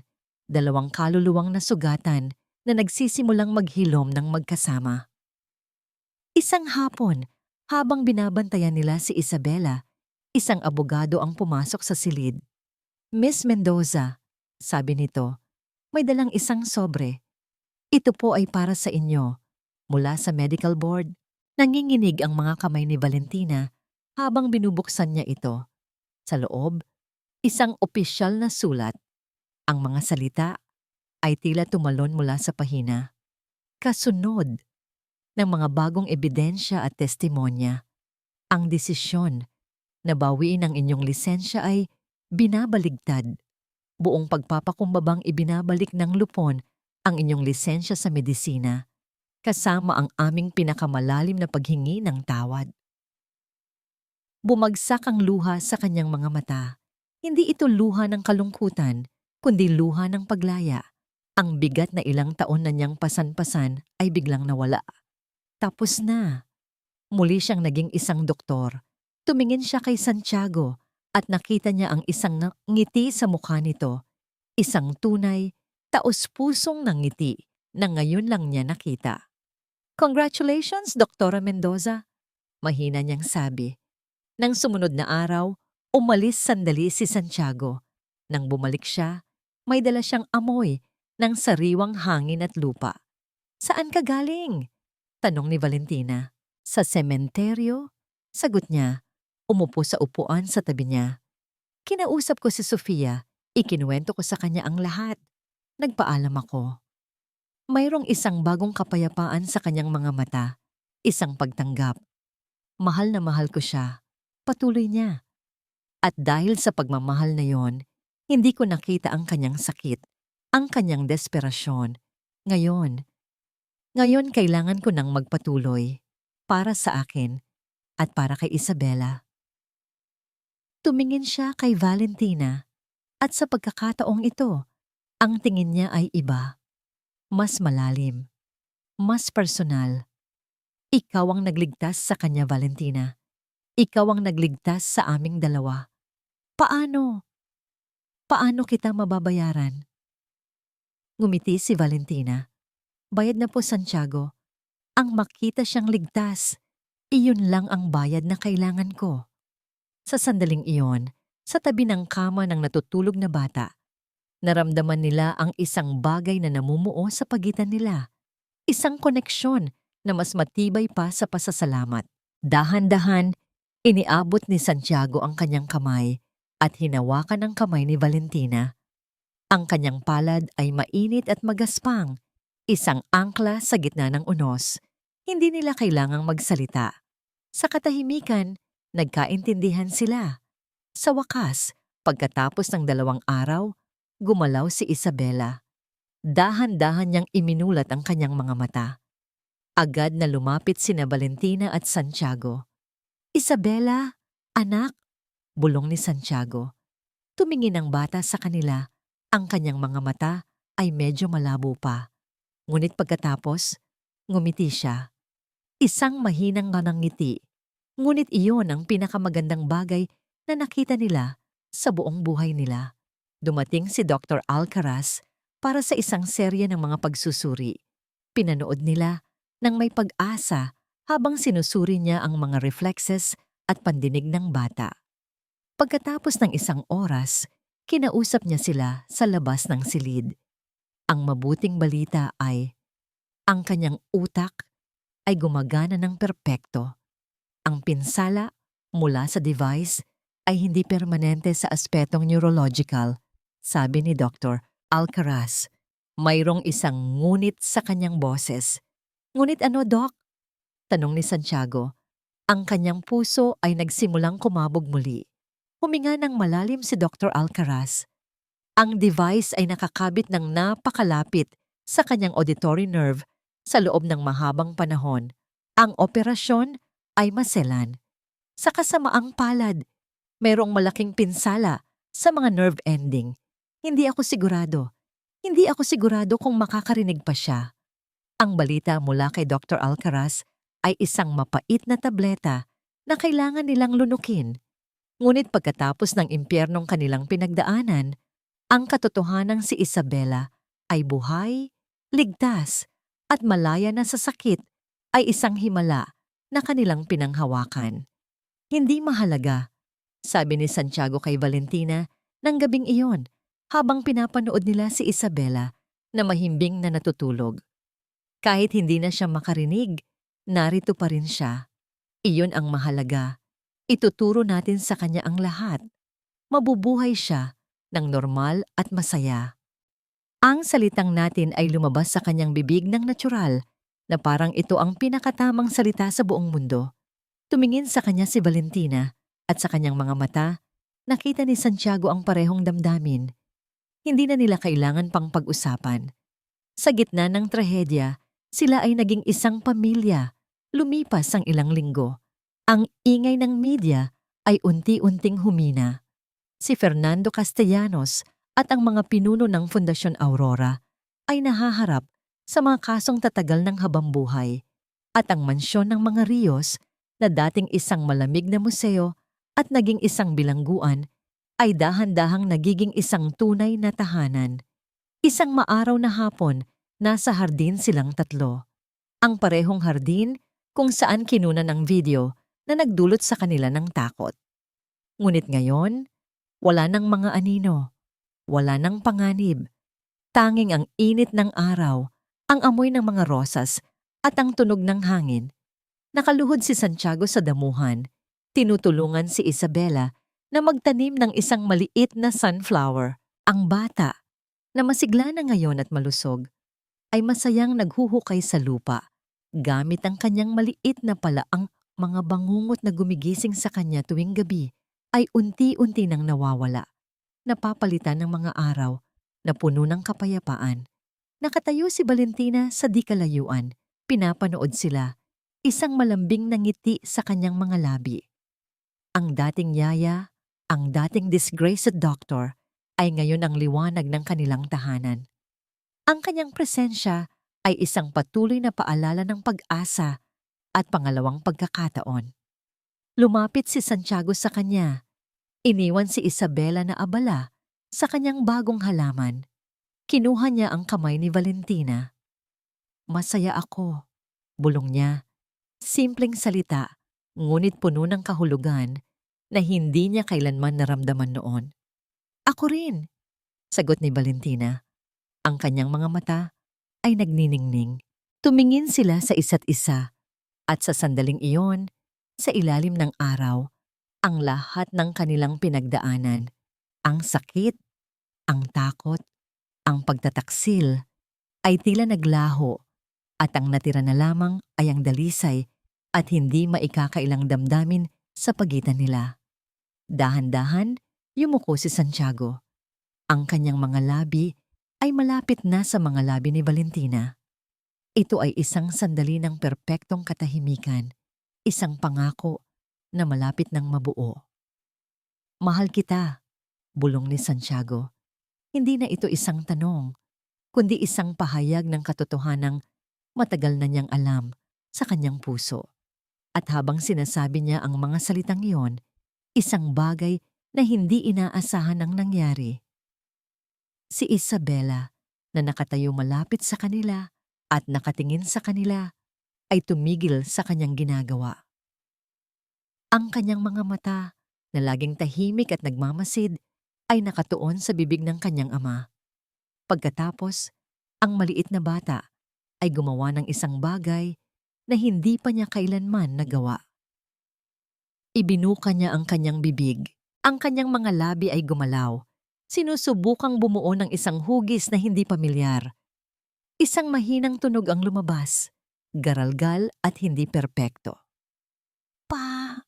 Napatigil sina Santiago at Valentina. Napatingin sila kay Isabela. Ang buong mundo ay tila huminto sa pag-ikot. Tumingin si Isabela sa kanyang ama. Pagkatapos ay kay Valentina, na para bang sinasabi, "Ganito ba?" Muli niyang sinubukan. Ang kanyang maliit na muka ay nakakunot sa konsentrasyon. Pa! At pagkatapos, lumingon siya kay Valentina. Ang kanyang mga mata ay puno ng isang bagong natuklasang pag-unawa. Ma. Ang mga salita ay hindi perpekto. Sila ay mahina, halos isang bulong. Ngunit para kina Santiago at Valentina, ang mga ito ang pinakamagandang musika sa buong San Sinukob. Naramdaman ni Santiago ang pag-init sa kanyang mga mata. Bumagsak ang mga luha sa kanyang pisngi. Hindi luha ng kalungkutan, kundi luha ng purong, hindi mailarawang kagalakan. Tumakbo sila palapit kay Isabela. Lumuhod si Santiago at niyakap ang kanyang anak ng napakahigpit na parang hindi na niya ito bibitawan pa. Yumakap din si Valentina sa kanila. Ang kanyang mga luha ay tumutulo sa buhok ni Isabela. Ang himala ay hindi ang pagbabalik ng kanyang pandinig. Ang himala ay ang kapangyarihan ng pag-ibig na nagbigay sa kanya ng lakas upang humanap ng sarili niyang boses. Ang pag-ibig na nagturo sa kanya na kahit sa gitna ng katahimikan, may mga salitang mas malakas pa sa anumang tunog. Sa hardin na yon, sa ilalim ng araw, 3 nasirang kaluluwa ang sa wakas ay naging buo. Hindi na sila ang bilyonaryo, ang yaya, at ang batang may sakit. Sila ay isang ama, isang ina, at isang anak. Sila ay isang pamilyang binuo hindi ng dugo, kundi ng mga pagsubok, katotohanan, at isang pag-ibig na kayang pagalingin ang pinakamalalim na sugat at magbigay ng tinig sa mga walang boses. At dito nagtatapos ang kwento ni na Santiago, Valentina, at ng kanilang munting anghel na si Isabela mula sa kaibuturan ng aking puso. Maraming salamat sa inyong paglalakbay kasama namin sa kwentong ito. Bawat kabanata na isinulat ay nilakipan ko ng damdamin. Umaasang mararamdaman ninyo ang bawat pighati, bawat takot, at bawat tagumpay ni na Santiago at Valentina. Ang kanilang laban ay naging laban ko na rin at sana'y naging bahagi rin ng inyong mga puso. Higit sa lahat, ang kwentong ito ay isang paalala na ang tunay na pag-ibig ay hindi lamang kilig at saya. Ito ay isang desisyon, isang matapang na pagpili na manatili, magtiwala, at lumaban para sa katotohanan. Kahit gaano pa ito kasakit, ito ay isang paalala na laging may pag-asa na kahit sa pinakamadilim na gabi, mayroong liwanag na naghihintay na matagpuan sa paghilom at pagpapatawad. Ngayon, nais ko namang marinig ang inyong saloobin. Aling bahagi ng kwento ang pinakapumatak sa inyong puso? Mag-iwan lamang po kayo ng komento sa ibaba. Hanggang sa muli nating pagkikita sa susunod na kwento. Muli, maraming salamat sa inyong pakikinig.